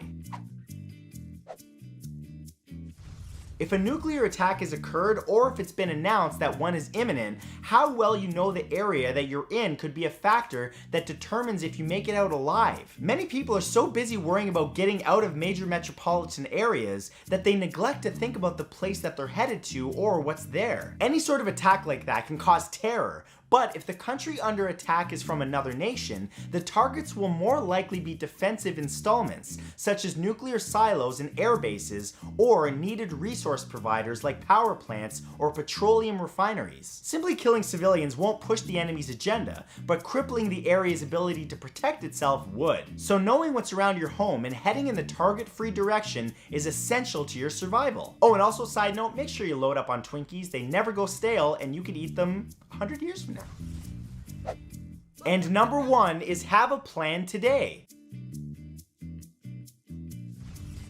And that's where this video comes in. The absolute best way to survive any life-threatening situation is to be prepared for it ahead of time. It may seem silly to be ready for a disaster with the magnitude of a nuke, but there are unfortunately a number of people who wish they'd been prepared when destruction rained down on them. Going over evacuation procedures where the emergency supplies are and where to go if you get separated can be the difference between life and death in any disaster, natural or otherwise. Having a plan with multiple scenarios, such as which way to go depending on where the bomb hits, or where the largest supply cache is, may seem like a waste of time and resources, and let's be honest, hopefully it is. Number 10 is don't go solo. Traveling in groups can seem hazardous at times. You know, not knowing who's hiding a bite and will end up trying to snack on your flesh in the middle of the night. But experts agree that should the zombie apocalypse ever actually befall our civilization, your odds of survival are far better with allies surrounding you. Being in a group means having people watching your back, especially at night when you're asleep. They also make supply runs safer and shorter ordeals, and help intimidate and defend against other human groups who might want to steal your stuff. More people on your side means less against you. Plus, let's not discount the fact that having teammates means that you have access to cannon fodder. I mean, let's be completely honest, why you gotta check out the dark storage shed yourself when Kevin's eager to prove himself, right? Go get him, Kev. Number 9 is go up, not down. You know in scary slasher movies where the victim is always running upstairs in order to flee the killer just to corner themselves and die anyway? Well, when you're being chased by the dead, it's actually a good tactic. I mean, let's be completely honest, zombies are pretty terrible at climbing stairs, or ladders for that matter, which means if they break down your door, your best bet is to move to higher ground, preferably up a ladder to an attic when possible. Then once you're there, just stay super quiet and out of sight until the walkers hear something else else and shamble off. You're more than welcome to try going downstairs instead, maybe even hiding in your basement. But as it turns out, zombies are actually pretty good at the whole down thing. Basically just falling down the stairs, sometimes in large numbers, standing back up and then, consuming your face. Number 8 is practice room clearing. Just because you've seen a zombie movie doesn't mean you're an expert at determining where the undead will be during a search of a building or area. Your group is going to live a lot longer if you practice as often as possible. You should run drills for supply runs with some additional people playing the zombies. It's best to move in groups of 3, back to back to back, with your shoulders touching your teammates' shoulders. Okay, we actually doing this? Yeah, you go first. They might eat your face. What? Nothing. This way, your back is never actually turned to a zombie, as your allies should be able to spot it. Also, check everything in refrigerators, under beds, in bathroom stalls, and be ready for a sudden surprise. You might think zombies are wicked dumb. There's no way they could climb into a basket. That is, until one bursts out of a hamper and sinks their teeth into you. Oh, clean laundry. Oh my god! Number 7 is learn nonverbal signals. Trust me, you definitely don't want to be that one person who yells out, "There's a horde of zombies over there!" and draws an army of undead to your group. It's not exactly going to make you Mr. Popular. So the best way to avoid such a mistake is by learning to communicate with hand motions or other nonverbal methods. One way is obviously through sign language, but that can take a long time to signal and will be next to impossible while you're holding a weapon. Your best bet for you and your group of fellow survivors is to establish a handful of hand signals that will convey simple messages, such as single zombie, horde, or armed humans. Don't forget the basics such as stop and get ready. You may even want to throw in a "I need to pee," as you never know when that's going to be a necessary message while some walkers are moving by. Number 6 is pick appropriate weapons. If you're looking to survive in a zombie world for a long time, then reserving bullets is a must. When dealing with a single zombie, it's time to get closer and more physical with light weapons while keeping in mind that flashy kills are for the movies. Large sledgehammers and pickaxes look cool, but if you don't have the strength to pull it free of a skull in one motion, you could find yourself killing just one while becoming lunch for his buddies. Alternatively, it might seem simple or even fun to set one on fire and let it burn to ashes, but that flaming walker is still coming for you, igniting all of his surroundings and fellow brain eaters as well. It might not be long before you find yourself surrounded by not just zombies, but flaming zombies. Plus, say goodbye to that city block, as most of the firefighters are likely gone. Or zombies. Number 5 is have fun. Okay, this one might sound weird, but hear me out. While fighting off the armies of undead that are constantly trying to kill you, it becomes easy to start losing it if you don't take some me time. It may even seem ridiculous to even consider having a little fun during the zombie apocalypse, but keeping your sanity and enjoying what life you have left is super important. A good way is to find a way to get your cell phone charged and play a mobile game like The Walking Dead No Man's Land. Sure, cell towers are no longer working and you can't text your mom anymore, but at least you can kill some digital undead in between killing actual undead. And the game is a strategy game, so while having fun, you might actually learn some techniques that you can use in the real world. It's actually available for download in the description below, but I'll tell you more about that later. Number 4 is armor up. If movie and television zombies have taught us anything, it's that the undead always go for exposed skin, the neck, arms, or face, but if you're faced with a real-life zombie apocalypse, get creative and leave nothing exposed. When the dead rise, you can bet that armed forces will be armored up, and you should be too. Now, if you can't get body armor from a zombie SWAT team member or undead army ranger, then make your own. Lining a snowsuit with thick plastic and metal will make you slow but nearly unbiteable. Think about it, a knight in full plate mail armor and a helmet wouldn't be worried about getting bit. Plus, having everyone in your group armored like that comes with an added benefit. If one of them gets infected and turns, they will have a really hard time biting you with all that metal on their head. Duh, John turned. It's okay though, his face is in metal. He can't bite us. Look at him. Look at him trying, he's cute. Number 3 is always keep food and water on you.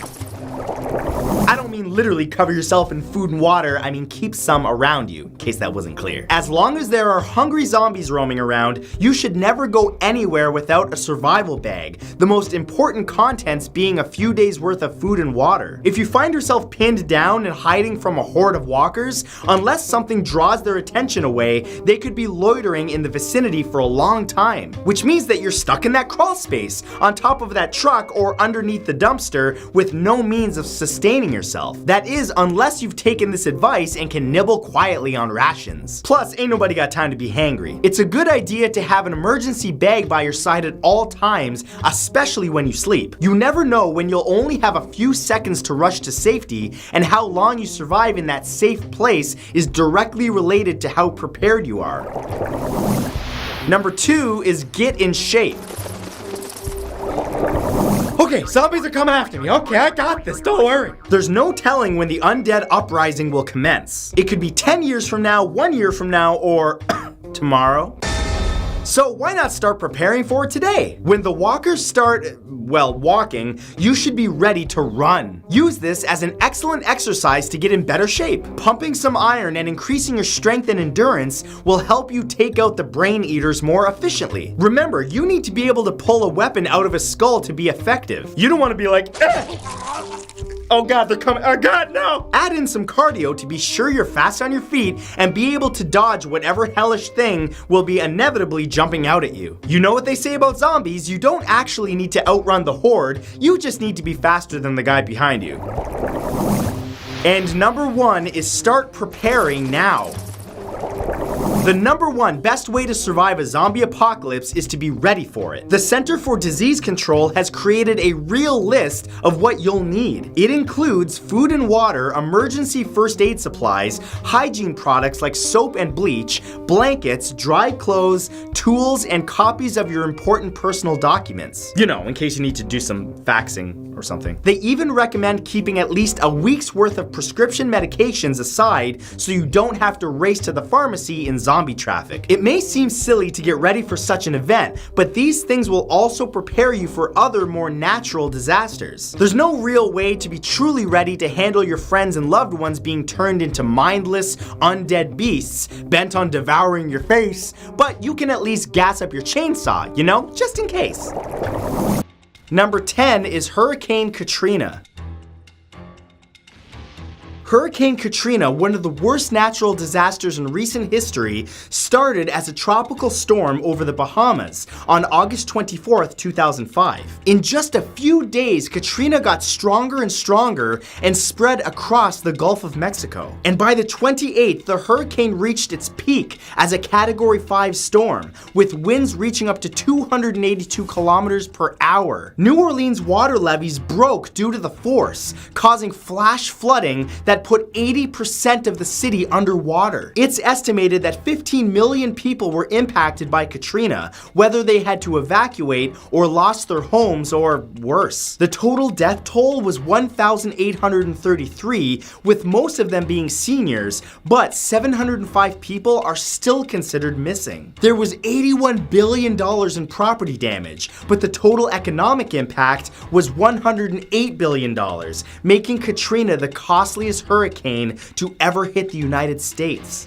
Number 9 is Pompeii.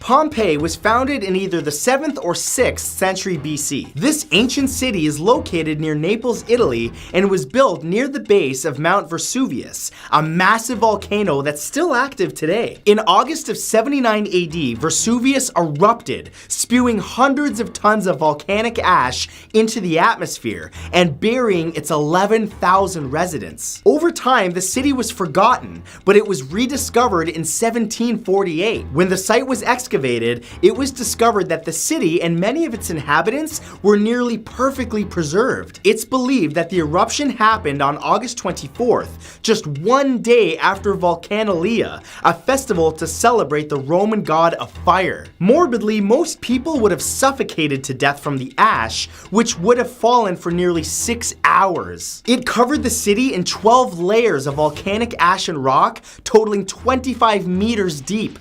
Number 8 is the Boxing Day tsunami.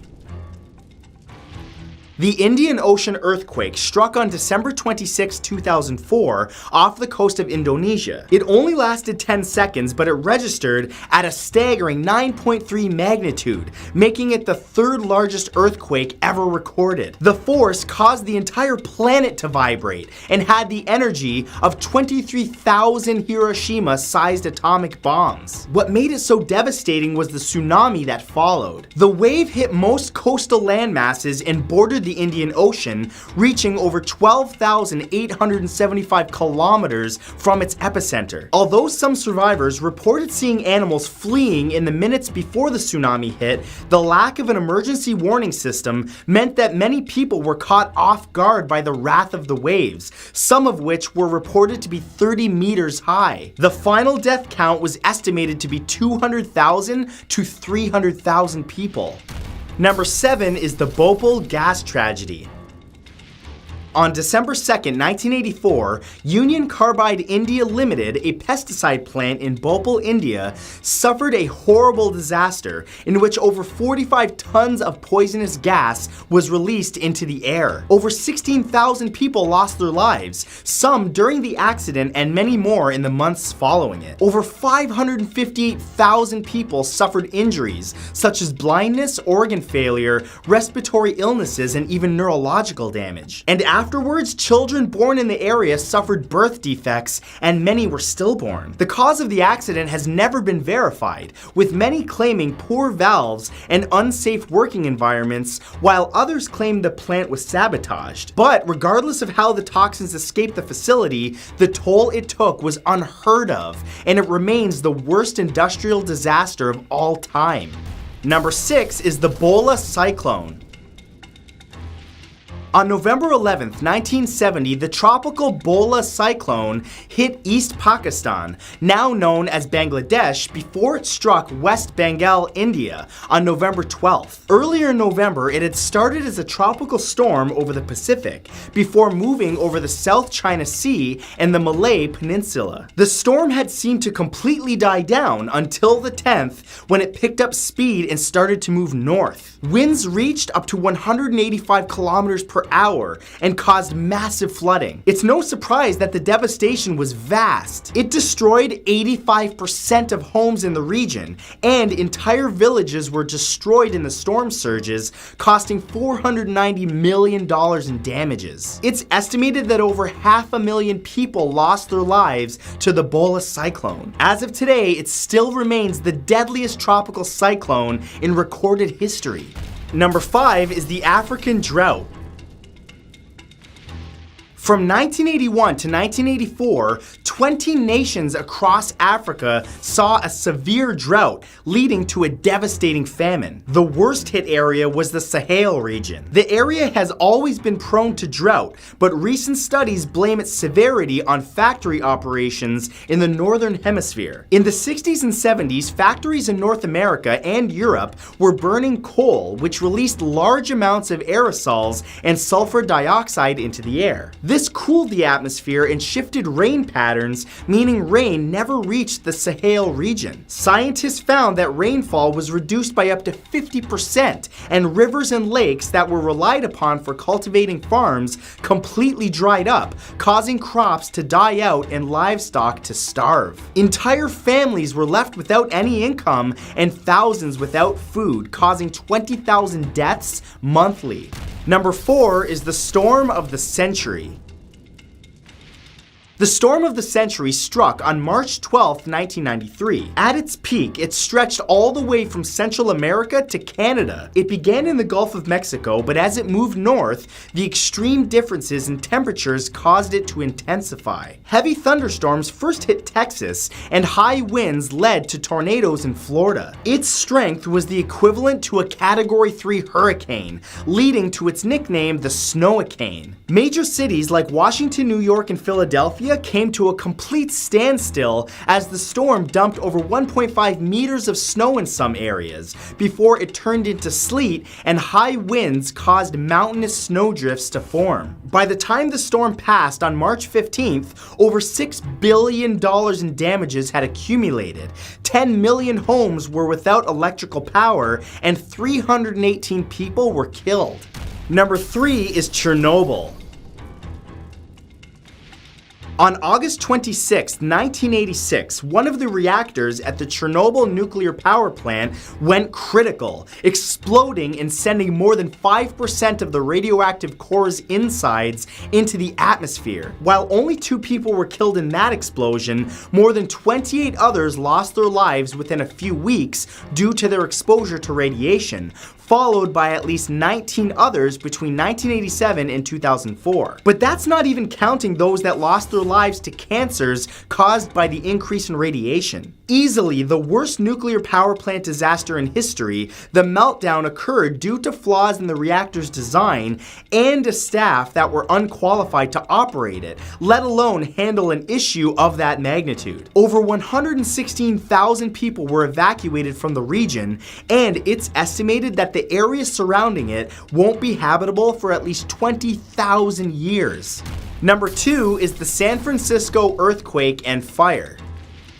On April 18, 1906, a 7.9 magnitude earthquake struck San Francisco, which at the time was one of the largest cities in the United States. The quake could be felt all the way from Los Angeles to Oregon and Nevada. Like a lot of other entries on this list, it's not necessarily the event itself that was so dangerous. It was the ripple effects that caused the greatest damage. The intensity of the quake caused gas and water mains to burst. The broken gas lines caused a huge fire that spread rapidly across the city, and because the water mains were broken, the fire department was helpless to put it out. The fires lasted 4 days and completely destroyed 500 city blocks. Damages were upwards of $8.2 billion in today's money, and nearly half the city's residents became homeless, with an estimated 3,000 killed.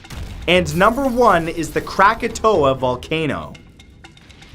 It all started on May 20th, 1883, when the volcano, located on an uninhabited island off the coast of Indonesia, began to spew ash. The volcano had been dormant for 200 years before it suddenly woke up with a bang. But the real damage happened on August 27th of that year, when there was a series of 4 colossal eruptions over 5 hours. They were so loud they could be heard in Australia, nearly 5,000 kilometers away. 11 cubic meters of ash was spewed into the air and spread over 439 kilometers. Although no one lived on the island, 36,000 people still died because of a torrent of tsunamis set off by the volcano. But the craziest thing that happened after Krakatoa erupted was that the island had almost entirely sank and disappeared into the ocean.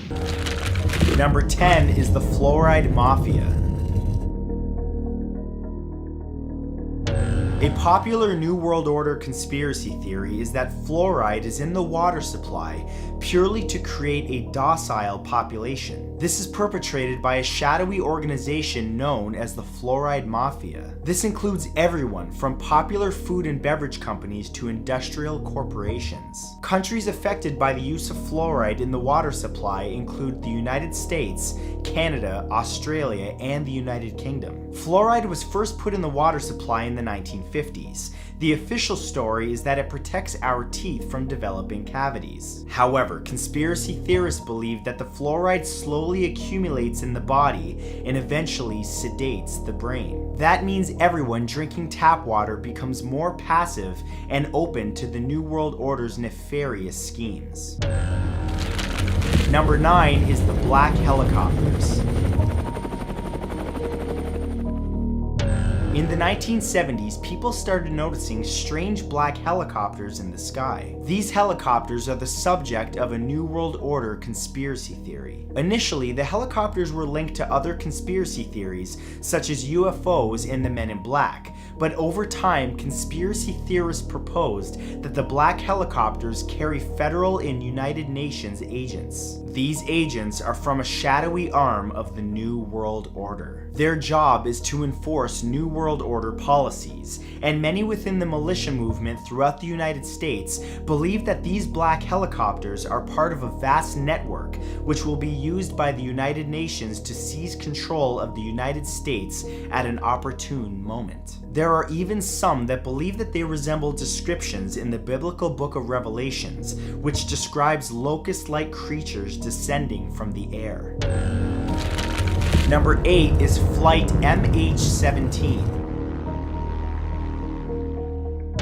It's been a long-standing conspiracy theory that the New World Order wants to depopulate the planet to stop overpopulation. From this perspective, Flight MH17 is a critical piece of evidence to prove this. MH17 was a Malaysian passenger flight traveling from Amsterdam to Kuala Lumpur in 2014. As it was passing over the Ukraine, all contact with the aircraft was lost. The wreckage was found and all 298 passengers were lost. Russia was implicated in shooting down the aircraft during an altercation with the Ukraine over disputed territory. However, upon looking at the flight manifest, 7 of the world's leading experts on the treatment of HIV died on board. It's believed that they were murdered deliberately to stop those scientists from revealing that HIV had been developed to wipe out parts of the human population. Number 7 is the Denver Airport HQ.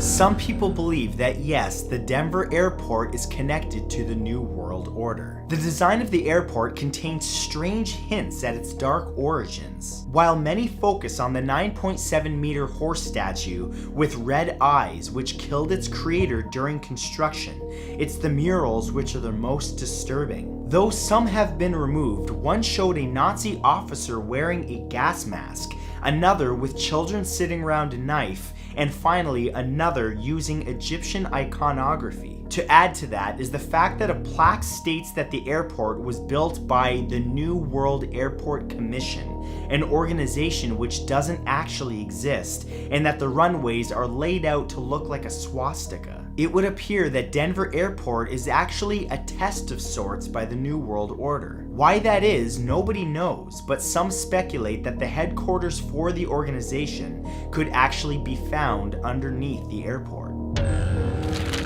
Number 6 is climate change.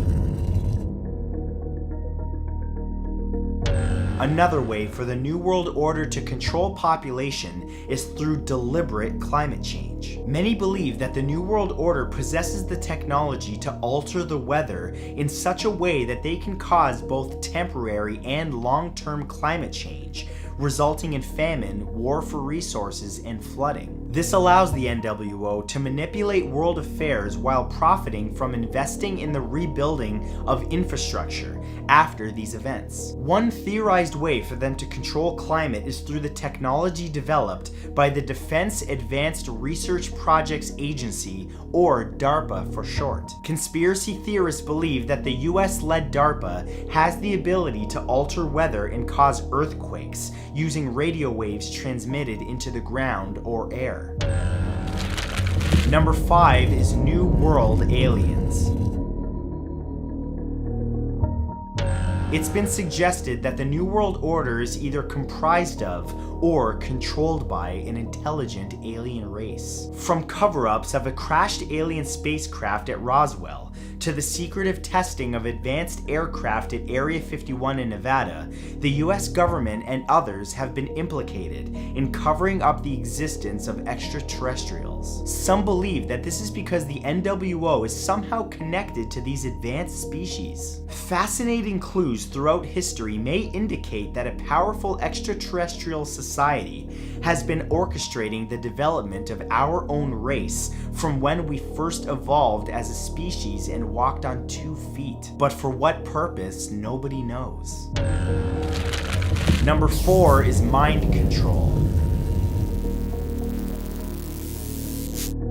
One of the most famous New World Order conspiracy theories is that they have the ability to control control people's minds. With a variety of techniques at their disposal, the NWO can take control of any individual and make them commit and act as they choose. Declassified mind control experiments such as MK Ultra are often offered as proof that government organizations under the direct instruction of the NWO are perfecting mind control techniques as we speak. However, their most famous approach is to use microwave auditory effects to drive their enemies insane. Targeted individuals experience torturous clicks and sound distortions which never end from inside their own head. This effect has been proven to work since the 1960s. Number 3 is the One World Government. It's often believed that the New World Order's main goal is to create a one world government which either controls all countries or abolishes them altogether. Conspiracy theorists believe that this agenda is already coming to fruition and use a few examples from history to prove their point. For example, throughout the 19th and early 20th centuries, there was a desire by some to create an imperial federation out of the existing ex-colonies of the United Kingdom. The end goal was that these countries would eventually annex the rest of the world and create a global federal system much like the modern United States. The Commonwealth of Nations, which was formed in 1949, is considered by some to be the first step towards this. Then there are others that point to the euro and the eventual creation of the Amero, which would merge American, Canadian, and Mexican currencies. At that point, it would be only one step away from merging the Amero and the euro. Number 2 is transhumanism. Many believe that the New World Order is plotting to use technology to create a new species of human, incorporating artificial intelligence and human enhancement technologies which allow human beings to merge with computer systems. Some believe that the NWO is attempting to create a new form of superhuman species which would rule over all others. This would create a new type of caste system, with most people remaining unchanged and those sympathetic or part of the NWO enhanced with technology. Proponents of this conspiracy theory point to technological developments such as implants which directly access information in the brain and genetic manipulation as proof that the New World Order is getting ready to transcend the very definition of humanity. And number 1 is end time. The most chilling New World Order conspiracy theory is that the organization is manipulating humanity in order to fulfill the prophecies of the end times in the Bible. This would result in massive loss of human life and the end of everything that we hold dear. Depending on which interpretation of this conspiracy theory that you listen to, the New World Order is either a religiously obsessed organization which believes that it is doing God's bidding in fulfilling biblical prophecy, or that those at the head of the NWO have made a deal directly with the devil himself. They will then be rewarded with unimaginable power and wealth for creating hell on Earth. Techniques involved in bringing about the end of the world would include manipulating nuclear conflict. Let's hope that those in charge in this world continue to keep a calm head. Number 10 is Yamuna River. In March of 2017, the police department in Agra, a city in northern India, received a call that an attempted murder had taken place. When asked who the victim was, the caller identified them as the Yamuna River. It turns out, just days before, a high court in the country declared that the river was a living entity, but the unbelievable amount of pollution within it was enough for it to be declared almost dead. Research has shown that nearly 60% of the waste accumulated in Delhi, India's capital territory, was dumped into the Yamuna River, where almost all of the local residents get their drinking water from. Ironically, back in the 16th century, Babur, the first Mughal emperor, declared that water tasted better than nectar. It's very far from being that tasty today. Number 9 is Pontizar Bridge.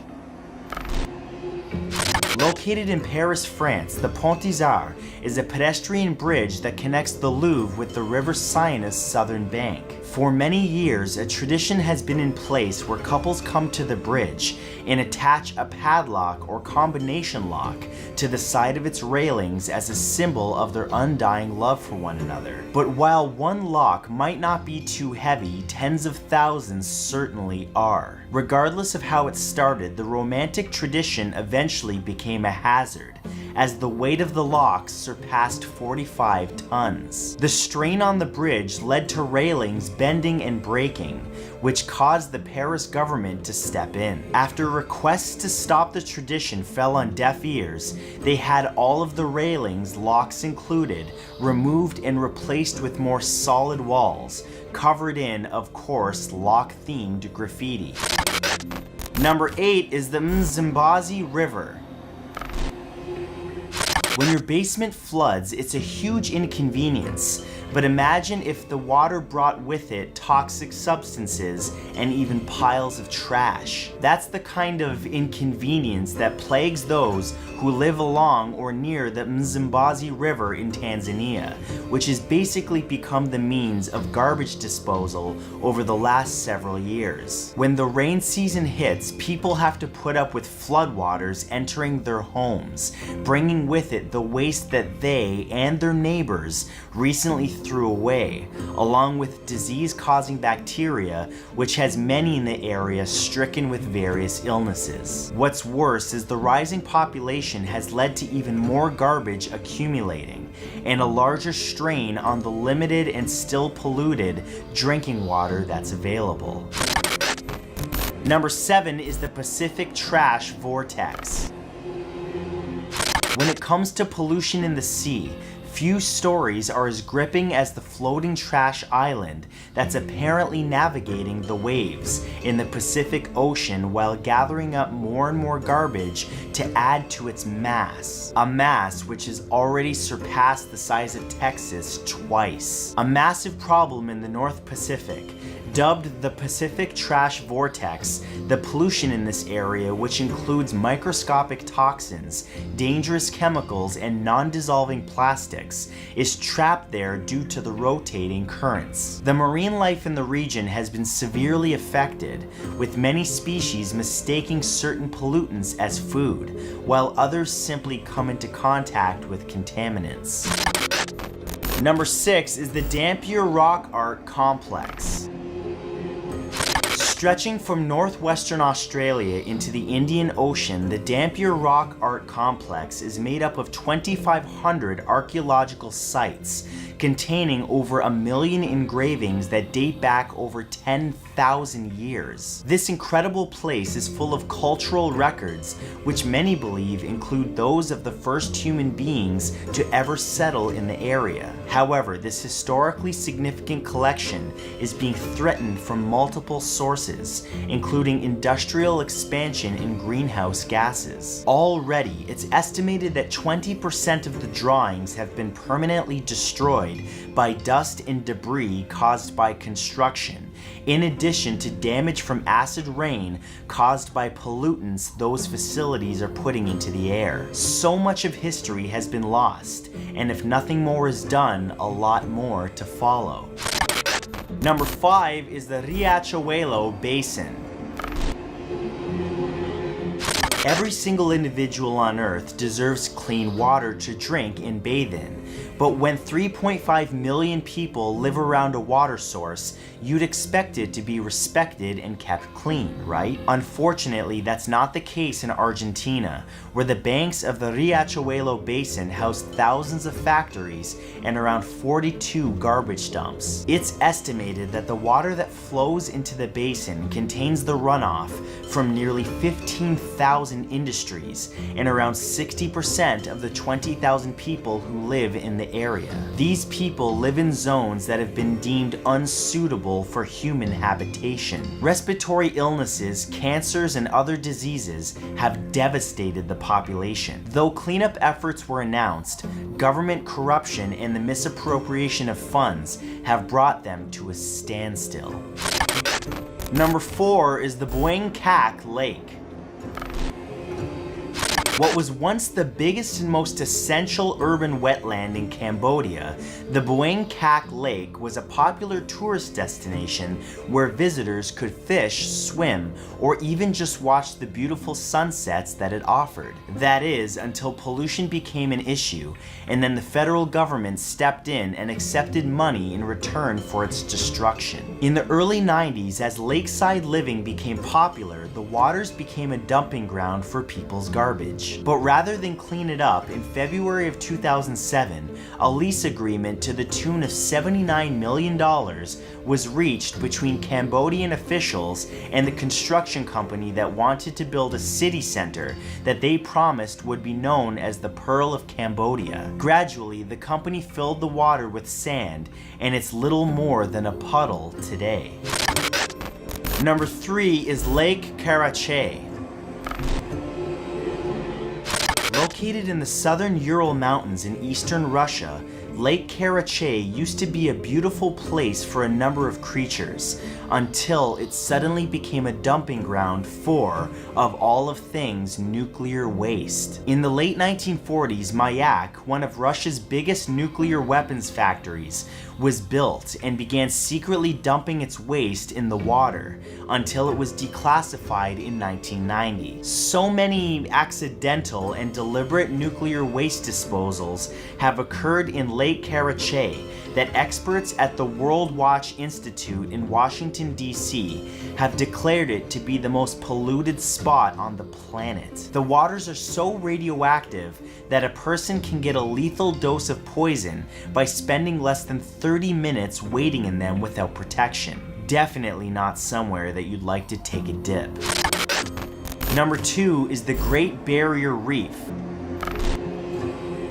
As one of the 7 wonders of the world, you'd think the Great Barrier Reef off the coast of Australia would be better protected, but this colossal habitat has been devastated by overfishing, pollution, and the new predators drawn to it. The reef is so massive and complex that there are species of plants and animals that science is yet to discover hiding in its depths. But while it should be growing and thriving, it's shrinking and it's rapidly being overrun. Farm pollution is a key issue, as nitrogen runoff not only damages coral, making it more susceptible to bleaching, but creates a perfect haven for thorn starfish and other larvae to flourish, promoting their populations to spike. Starfish are deadly when it comes to the creatures living in the Great Barrier Reef, and if something isn't done, it won't be so great anymore.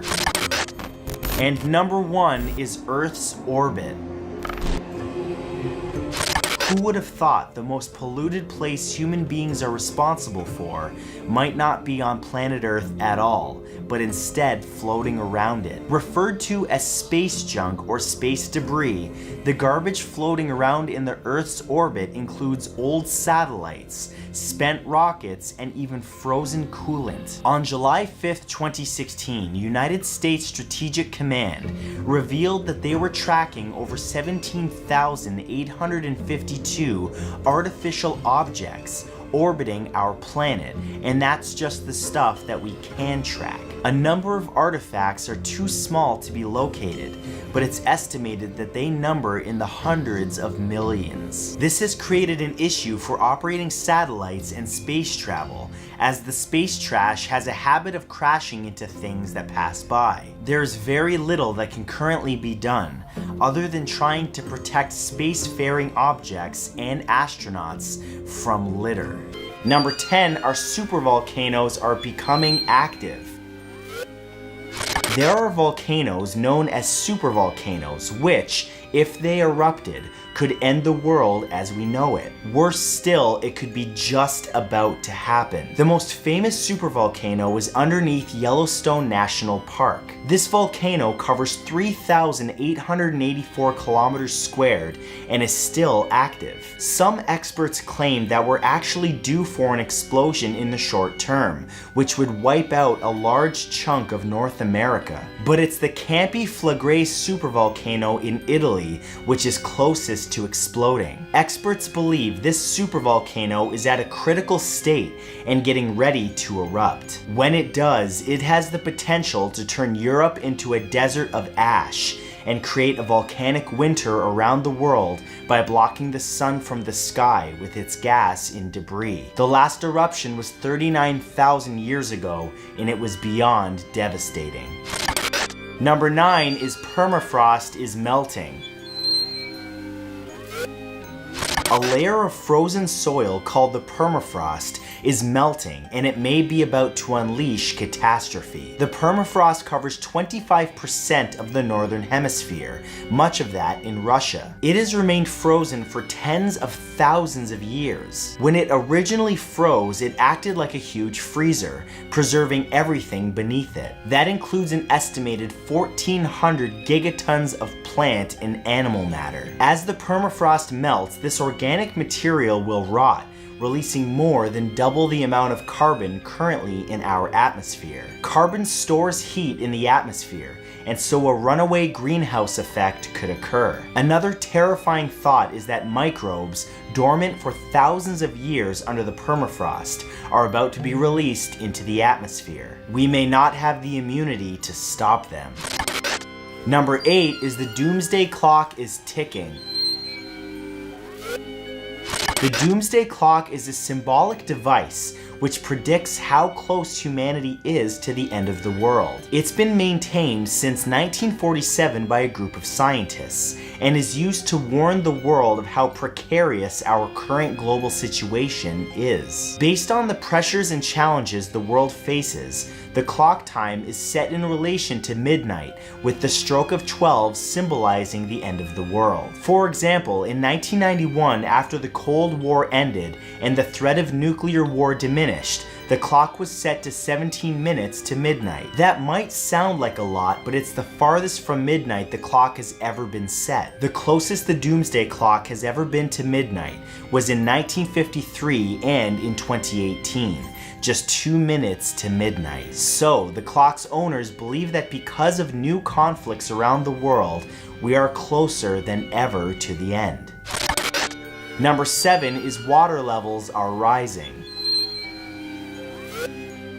With climate change already affecting millions around the world, it's the continuing rise in sea levels which could prove the most catastrophic. Recent studies suggest this trend is much worse than we previously thought. It's estimated that 275 million people currently live in areas that would be completely underwater in the coming decades. That doesn't even take into account the billions more who would severely be affected by swelling rivers, flash floods, and fatal mudslides. With storm surges wiping out inland areas as well, trillions need to be spent on flood defenses, but even that might not be enough. In the end, the world could see billions forced from their homes, looking for safe haven. If the water levels don't halt civilization as we know it, the resulting violent power struggles for what's left after the flood will.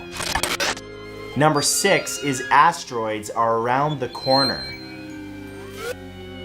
We've all seen the Hollywood blockbusters depicting gigantic chunks of rock from space hurtling towards our planet, threatening to wipe out life as we know it. But this danger isn't just science fiction, it's real. And what's worse is that those big chunks of rock seem to be getting closer. In recent years, several massive asteroids have passed close to Earth, with an asteroid called 99942 Apophis at one time considered as a real threat. But it's not the asteroids or comets we know about which are the problem.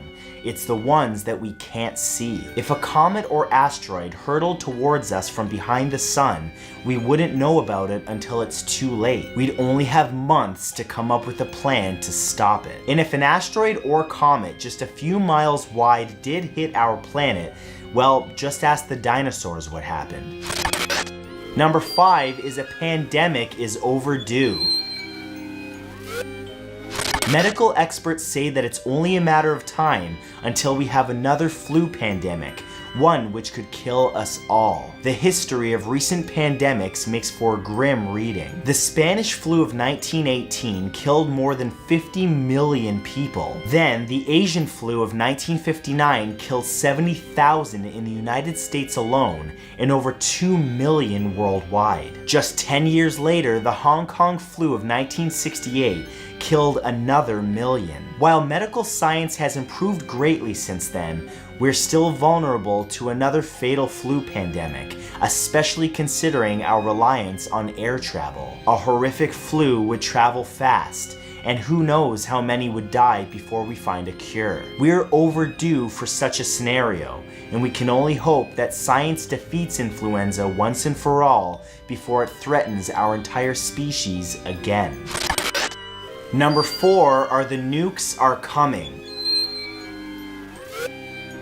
In recent years, the danger that someone will use a nuclear device is greater than ever. One reason is that North Korea has become a rogue nuclear state. The North Korean government has continued to develop nuclear weapons, and the capacity to hit international targets has increased. In response, the US under Donald Trump has prioritized the modernizing of America's nuclear arsenal. That, in turn, may create a new arms race with Russia and China. Another reason nuclear weapons are now more dangerous than ever is that 50 nukes went missing during the collapse of the Soviet Union, and who knows who has them or what they do with them. All it takes is for one bomb to go off. This could provoke other nuclear powers to launch their weapons, and if enough missiles were fired, we might render the Earth uninhabitable, at least for those that are still alive.